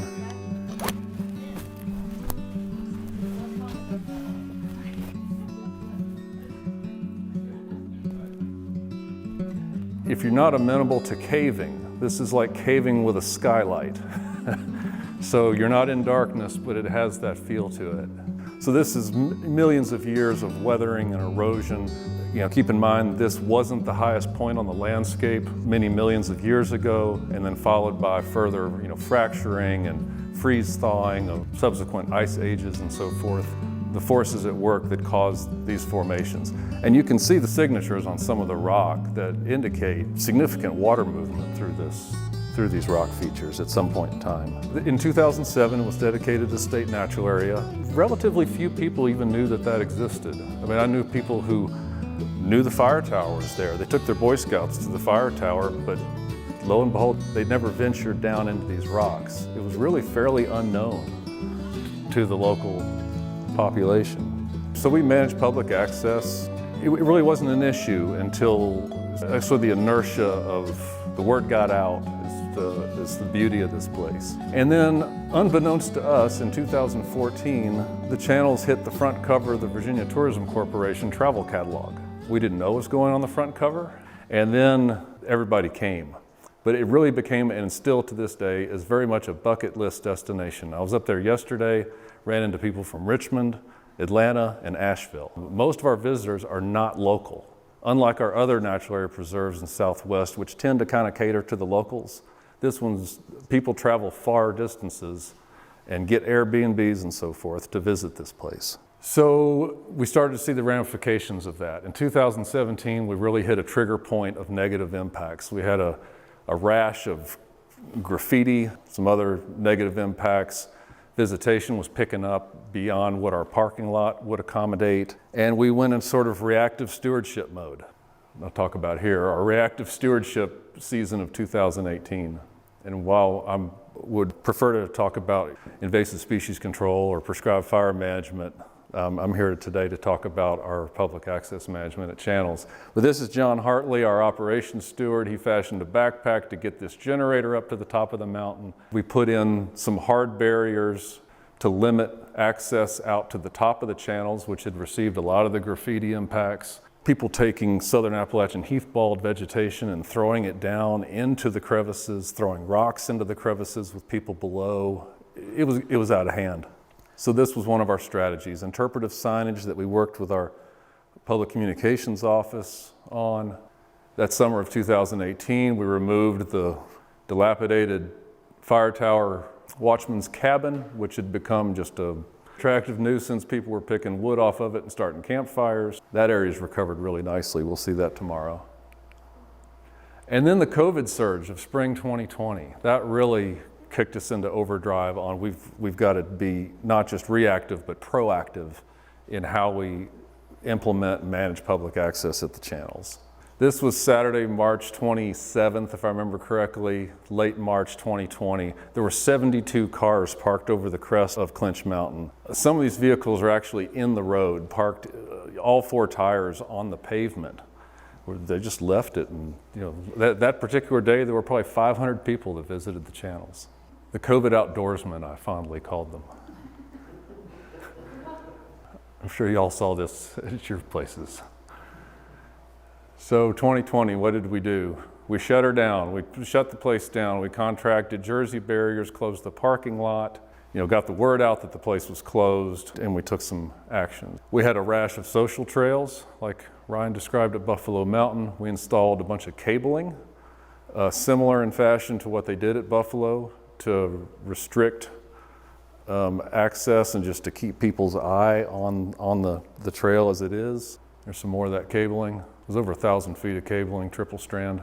We worked with VDOT, who up to this point had been reluctant to post no parking signs on the shoulder of the road. And then I think this surge in public access and negative impacts really got them on board with limiting parking along the road. But we couldn't ticket cars, and our law enforcement officer couldn't ticket vehicles if it wasn't posted no parking. And it wasn't our property, so we couldn't post it. So VDOT did that. We moved our kiosk, redelineated the parking area. There's now a 10-car parking lot with numbered bumpers. In the future, and we've talked about this, how to implement, maybe y'all have some examples from your sites we could talk about tomorrow in the future, possibly having a reservation system. But currently it's first come, first serve. If the parking lot's full, you have to come back at another time. But this site's really remote, takes a long time to get there, so that message doesn't always go over really well, but it is what it is currently. So a lot of signage was produced with the new rules posted. Our law enforcement officer has ticketed vehicles up there. We haven't towed anybody yet, but that people are somewhat conscious of that. And to date, we have done a good job of managing that 10-car limit. Look forward to visiting the site with you tomorrow.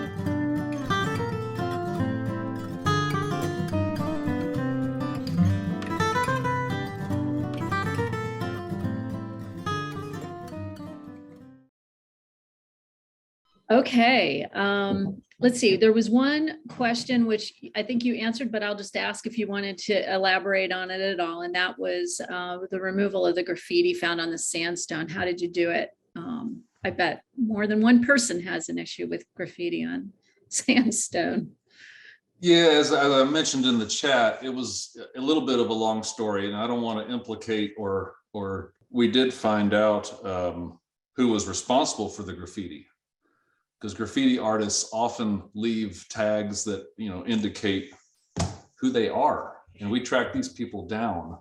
The responsible parties realized what they had done in the days following, and they went up there with paint remover that they had purchased at Lowe's and sloshed it around on some of the rocks and made the problem really even worse. It turned the spray paint into kind of a toothpaste type substance. But long story short, our law enforcement officer and a couple of concerned neighbors who had some connections to these individuals escorted the responsible party up there, and the graffiti was removed very slowly and arduously with little wire brushes and dental tools. We had a colleague, friend at the Nature Conservancy who had a long vested interest in this property. She was also participated in the cleanup, and she'd received some graffiti removal training through, I think it was either National Park Service or the U.S. Forest Service.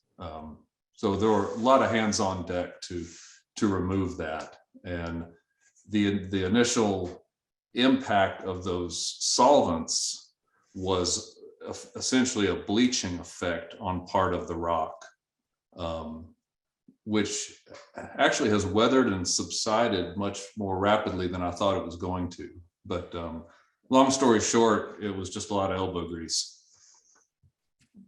Okay, great. And there's some commentary too in the chat about the use of elephant snot and some other things that people have found to be effective.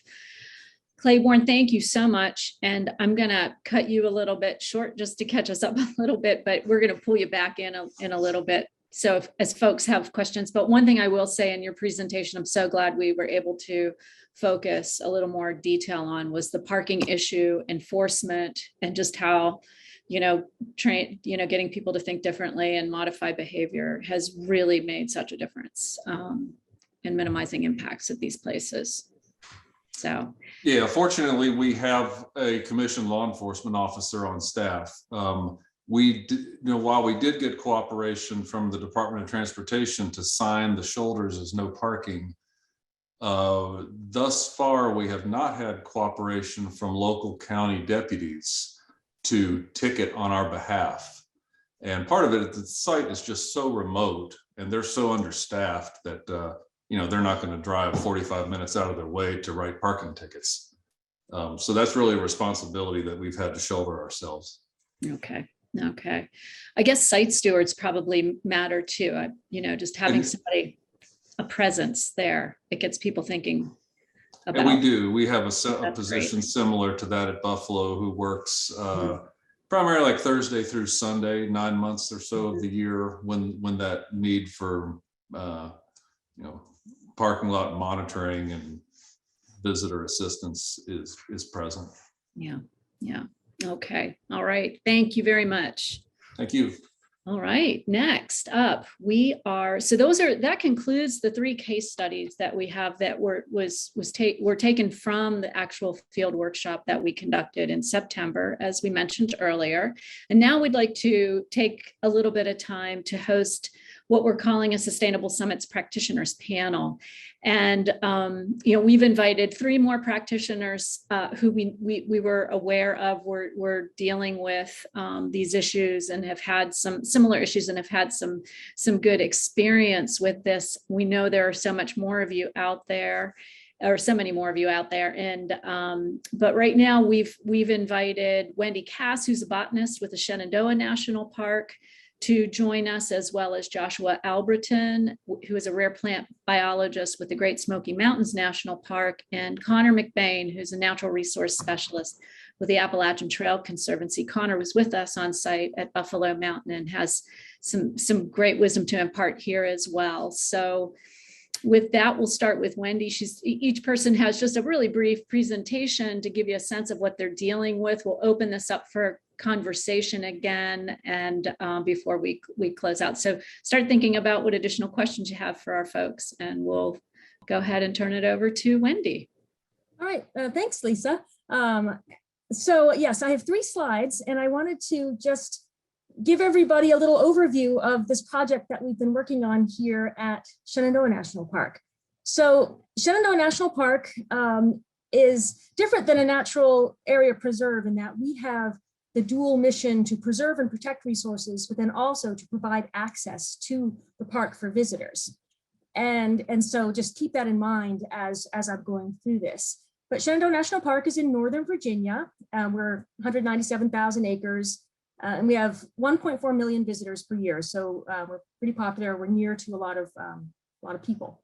And I call it the eternal struggle that we have here, and that we've been talking about in this whole webinar, the struggle between the resources, the rare plants and animals, and the human enjoyment, or the access of people to enjoy an area, and then the impacts caused by people accessing that area. So, on my slide, you can see the little, the peregrine falcon, the endangered Shenandoah salamander, the rare plants and animals, the people standing on a cliff going, whoopee, this is great. And then you see what's left behind, the impacts.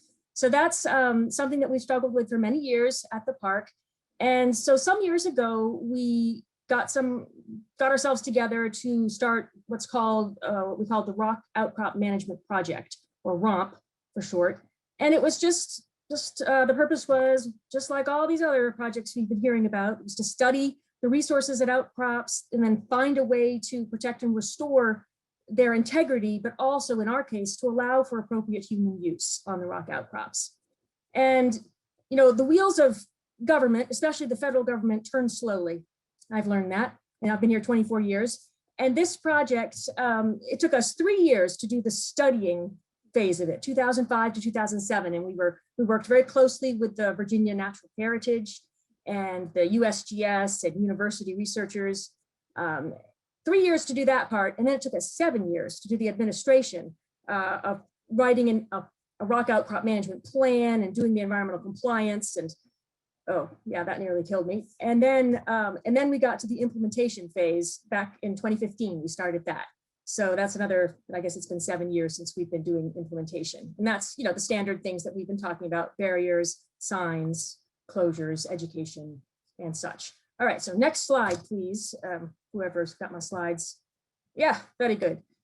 All right, so one thing that we struggled with, I thought it'd be interesting to share with you guys, is that we wrote this rock outcrop management plan. We were trying to write something that would work for all of Shenandoah National Park, something that would help us know what to do with whatever kind of outcrop we ran into. And so we had to categorize them, like make sure every outcrop in the park could be placed into a management category. And so I just put this little matrix there on the left to show you how we took the ecological value on the left-hand side, low, medium, or high, and then compared it to the human impact class that was generated for various rock outcrops. And then that placed them into a management category. And then that category corresponded to the sort of intensity of the management actions that we proposed for the site in our management plan and environmental assessment. But then notice at the bottom of that matrix, you've got these uncategorized complex areas. We had a couple of areas in the park that were, highly ecologically valuable, also very highly impacted and just complicated. So those had to be pulled out as separate areas. So maybe similar to what these examples we've been hearing about, like the channels or something like that, sort of a special case. And then, we went on and we have used a variety of techniques. And I'm the botanist here, so it's the backcountry and wilderness staff that have mainly been doing the implementation of these protective techniques. But we've closed areas. That was the really controversial aspect of this plan was that we were proposing legal closures of some small sections of a national park, and that is not easily done. But in the end, we did get that done. So we had legal closures, meaning that people cannot go into an area anymore at all, versus sort of softer closures where you're using signs or you're brushing it in or relocating a trail to try to get it away from sensitive areas, things like that. We did education and outreach, also visitor surveys, trying to understand people's wants and needs and things like that. Okay, so next slide. I wanted to give you one quick example because I know we are just, the time is slipping away from us here. So the one example I wanted to use was Old Rag Mountain. It actually looks kind of similar in profile to that, that first one we saw. What was that? Buffalo? I didn't go on the field trip. Buffalo Mountain it was. So there's Old Rag Mountain. And this was an area in the park that we identified as a special case scenario because it was just so complicated, high value resources and really high impact. And you see the picture on the right, that's some drone footage of the summit of Old Rag Mountain in the fall, illegal drone footage, might add, but handy for a presentation. And you can see about, I think, 37 people in that picture just hanging out on the summit. So this is a conservative number, 1,200 people per day are up there on the summit of Old Rag in the fall of the year. And so Old Rag, you know, it's taking a lot of impact, and it has rare communities up there. It's the high elevation Central Appalachian Heath Barren, like a pavement community. And then it also has rare species, and one of which is shown there, that little white flower, that's the Minuartia groenlandica, the mountain sandwort. And so our whole purpose up there on Old Rag was to try to find ways to protect the mountain sandwort populations, but then also to protect any native vegetation that was still remaining, you know, beneath the onslaught of human enjoyment. But I wanted to show you, see the three little pictures in the middle of the slide. That is a little restoration area, a picture from 2010, 2018, and 2020, showing we had none of this mountain sandwort growing in this crevice. And so we put some stepping stones in, and then it recovered. But then we actually, as time has gone on, we've lost ground, and the sandwort has become overrun by native grasses. So for us, it's been a mixed bag. Some things have been successful and some things not. So we're right now trying to figure out what the balance is between protection and allowing impacts or some disturbance on a site. So that's something we're working with. And then the two pictures at the very bottom of the slide, that is on the western summit of Old Rag, an area that we actually closed with 4-foot-high plastic fencing and posts. And yes, it is very tricky to get posts to stand up. It's also designated, federally designated wilderness, so there's no drilling, no into the rock or such things. So, but anyway, this is a success story, and it's subtle. That's what, 12 years between those photos. But if you look at the foreground, you can see little extra bits of greenery, and that's mountain sandwort reestablishing on this closed portion of the Old Rag summit. So we have seen some success. But in the end, where we are right now is we're actually going to ticketing. People have to pay for tickets to go up Old Rag, and that's just starting. Like in just a couple of days, we're starting that program, and that's where we are, sort of with implementation of rock outcrop protection in this one area. But anyway, there's a lot more to say, but that's it for now. Thank you, Wendy, so much. That's another great addition to this conversation. I'm going to go ahead and just keep us moving here and introduce Joshua Albritton. Joshua, if you want to take a few minutes and talk about what you're doing in the Great Smoky Mountain National Park, that'd be great.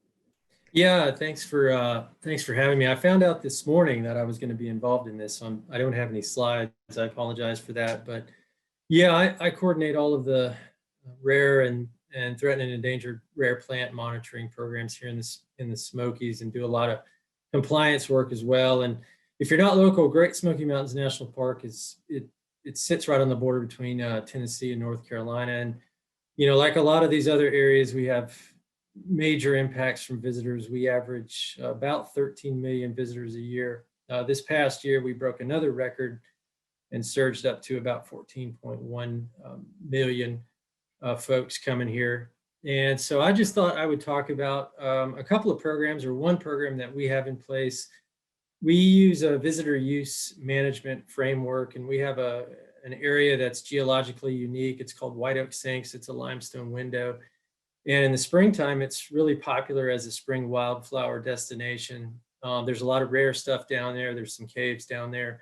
And so it gets heavily impacted. So we put together a framework very similar to Buffalo's case study, where we use a combination of volunteers, permitting for large groups, camera work, monitoring. We developed some thresholds for impacts, the impacts being mostly trampling, degradation, social trails, and also bathroom use and folks just not staying on marked trails.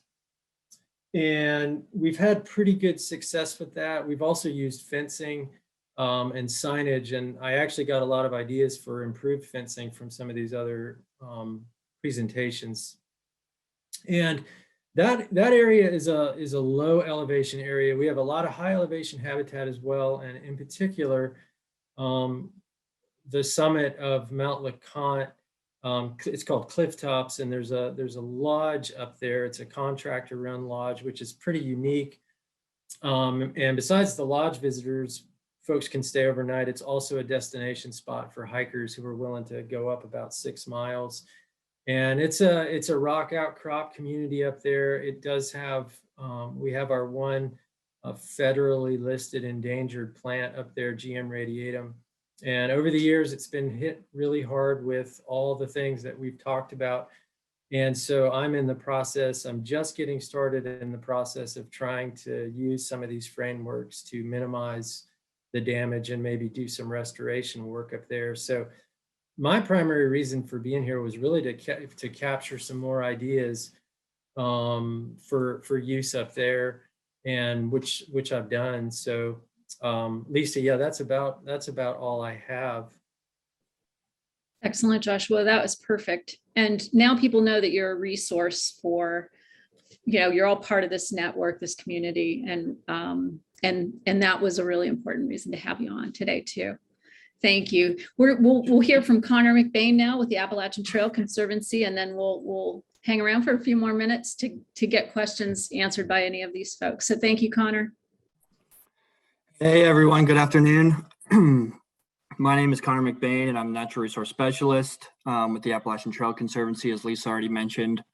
I work out of the Roanoke office and work to protect natural resources from Damascus up to Waynesboro. A big interest in joining this conference today, and I apologize, I don't have any slides, but is that ATC and DCR Natural Heritage work together on a project site along the AT known as Spy Rock, and similar plant species, barrens, natural heritage communities, and then visitor use management issues as well. So Wes, Ryan, and I worked both together on Buffalo and at Spy Rock. But before I dive into those specifics, I kind of wanted to give kind of a broader scope on visitor use management. I think, Claiborne put it pretty well that a lot of the work we do is reactive stewardship. And there's a lot of issues that come with that. Change isn't, if you have to make change quickly, your volunteers, your visitors aren't going to be happy. And so what we really want to do is preserve visitor experience while also creating desired conditions for rare habitats, rare species that we can work towards to provide some kind of proactive management to protect those. And to add, one of the big things, ATC is similar with Wendy. We have kind of a dual mission, preserving the visitor experience of the Appalachian Trail while also protecting some of the unique biodiversity along the AT. I would say, preserving the visitor experience, we often see recreation and natural resources kind of dueling it out. But I think more often than not, visitors want to do the right thing. Most visitors follow the soft barriers we have at Spy Rock. And the visitor experience encompasses all of these unique places like Buffalo Mountain, like Spy Rock. The uniqueness of those habitats is something that's worth preserving, both for ecological integrity, but also for that visitor experience. So at Spy Rock, we didn't have the luxury of being able to close that site or limit the number of vehicles at the parking area. So our idea at Spy Rock was to concentrate impacts as much as possible. The site was on Forest Service land, so we worked with our Forest Service partners to construct a side trail to kind of the viewing area. We developed a sacrifice zone on top that only included 1/3 of the habitat for Grow and Landica. It's already been mentioned here. And, you know, that project has been extremely successful without limiting or closing the site, limiting visitors or closing the site. I think if we give visitors the right tools and educate them on ways to protect their own visitor experience, you know, they'll make the right decisions for the most part. And we'll always have a few visitors with malicious intent, but nothing we do will really prevent those actions from happening. So our project at Spy Rock has been really successful, and I really appreciate DCR Natural Heritage's help with that project. And yeah, I'm happy to answer any questions, and thank you for your time. Thank you, Connor, and no worries on not having a presentation at all. That was the perfect presentation. Any questions for the panel? Joshua, if you want to pop up here. And at this point, I'm just going to invite everybody that has been involved in helping to create this opportunity today.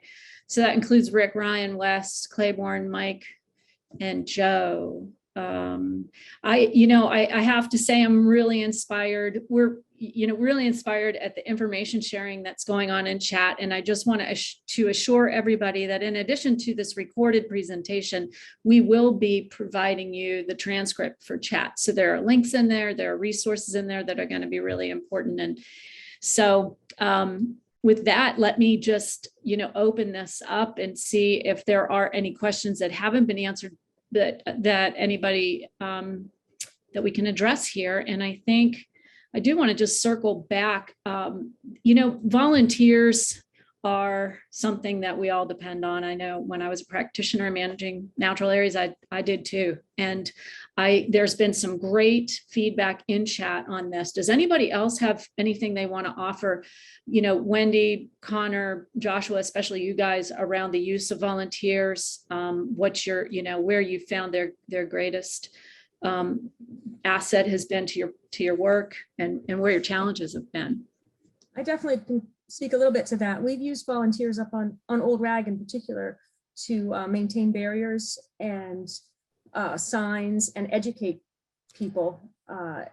It's a double-edged sword, because whenever you have a group of volunteers, you need to help them get trained and have their uniform, and they take care in feeding and managing. But we have found, this is actually the only example probably in my entire career where I have found that the input that I've put into the volunteers has yielded more benefit to me. Sometimes, it really doesn't add up well. But in this case, it's been very helpful to have what I call long-term volunteers. So you invest in training them, and then they continue to work. I've had some with me for 12 years now. And so it really works well. Great, thank you, Wendy. Anybody else have any comment about volunteers and how you've used them? Yeah, I'll just add, and this answers a little bit of Marquette's question. But before I even go to the land management agency, the ATC relies on volunteers for the majority of management along the trail. So they're kind of the first, point of conversation around resource issues that I have.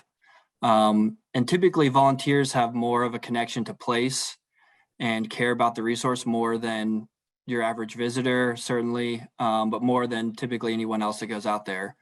So having their buy-in, educating them on what resource impacts are happening is a huge value add to any resource management work that you do.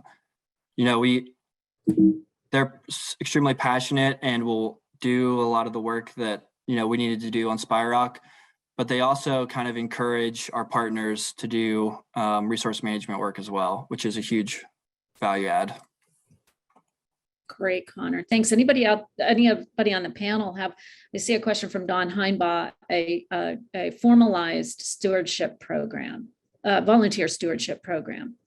Okay, we're hoping to continue to provide more resources around those programs, Don, in the hopes that I know there's no sense in reinventing the wheel on things like this. When programs create these volunteer stewardship programs, it's good for all of us to learn from the experiences. So I'll offer that. And there's an interesting question here.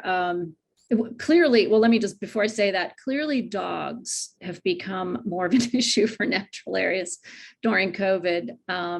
As you know, they're just sort of like more dogs are on these preserves than as humans or as more humans are experiencing them.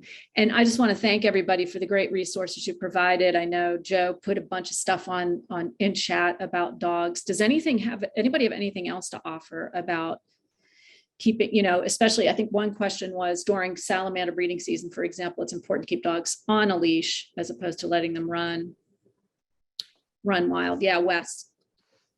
So our public access technician, Dave, when he encounters somebody without a leash and they indicate, oh, well, we left it in the car, he has ready-made P-cord leashes. So he said, okay, here you go.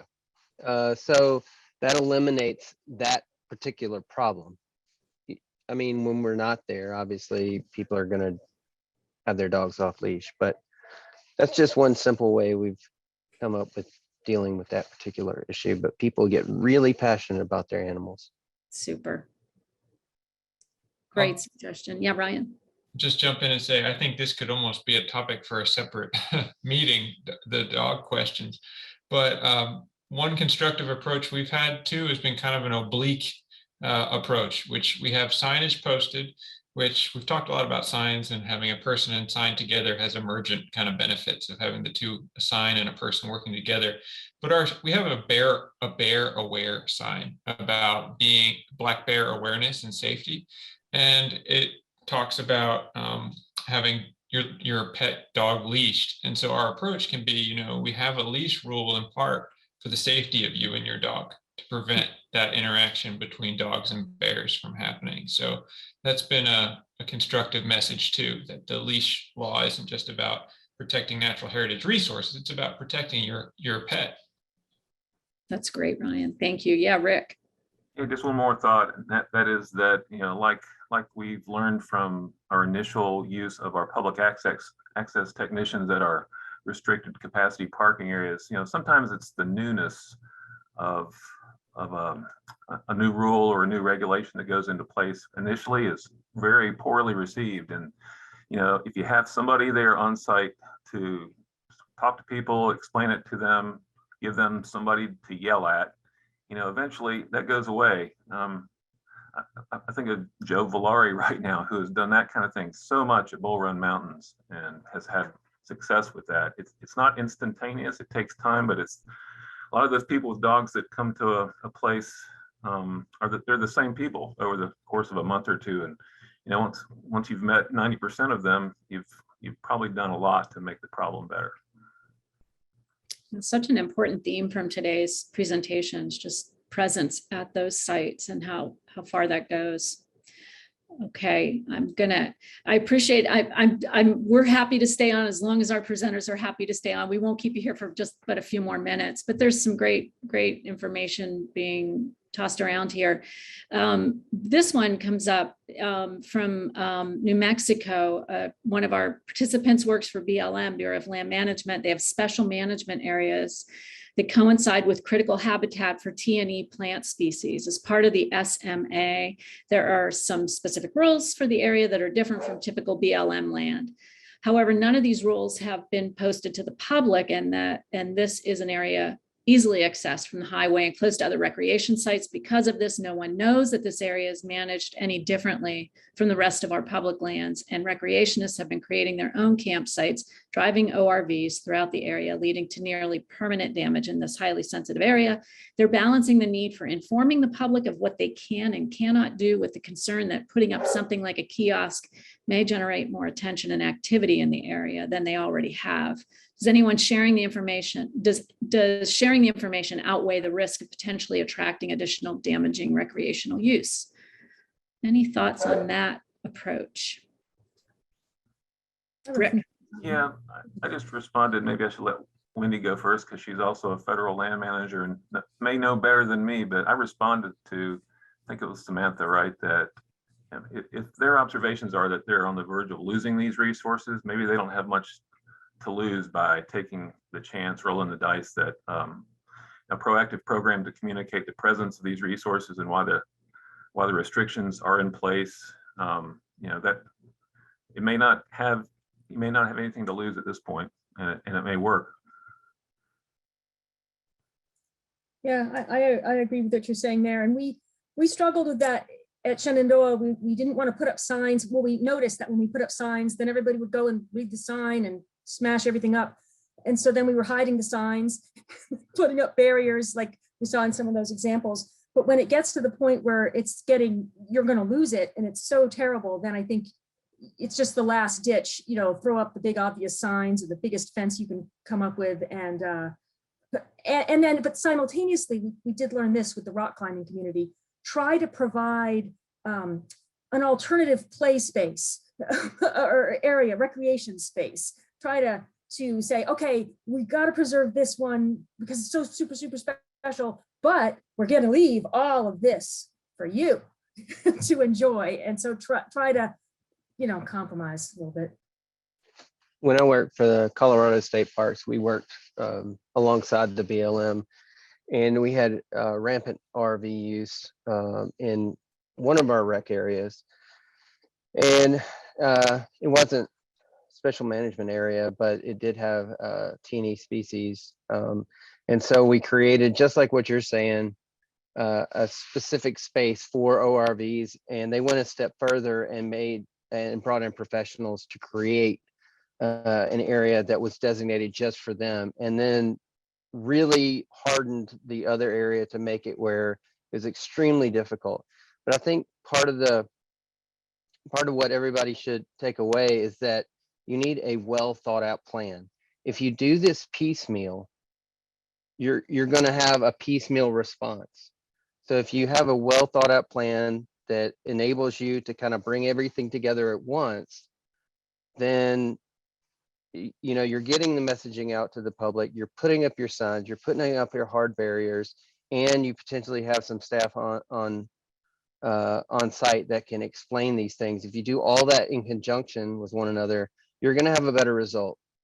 Okay. Well, Wes, you just spoke for us all, I think. Thank you so much. I think we've laid the groundwork for more conversation about this. Clearly, there's a lot more to talk about. So we'll be thinking about that and looking forward to feedback from you on that. Let us know what you need. That's why we're here, is to help these kinds of forums occur where we can all be together. Thanks to each and every one of you who helped to make this happen. It wouldn't have happened without you. Your efforts here have been so appreciated. And with that, I wish you all a good rest of your Tuesday, and we'll be in touch. Take care, everybody.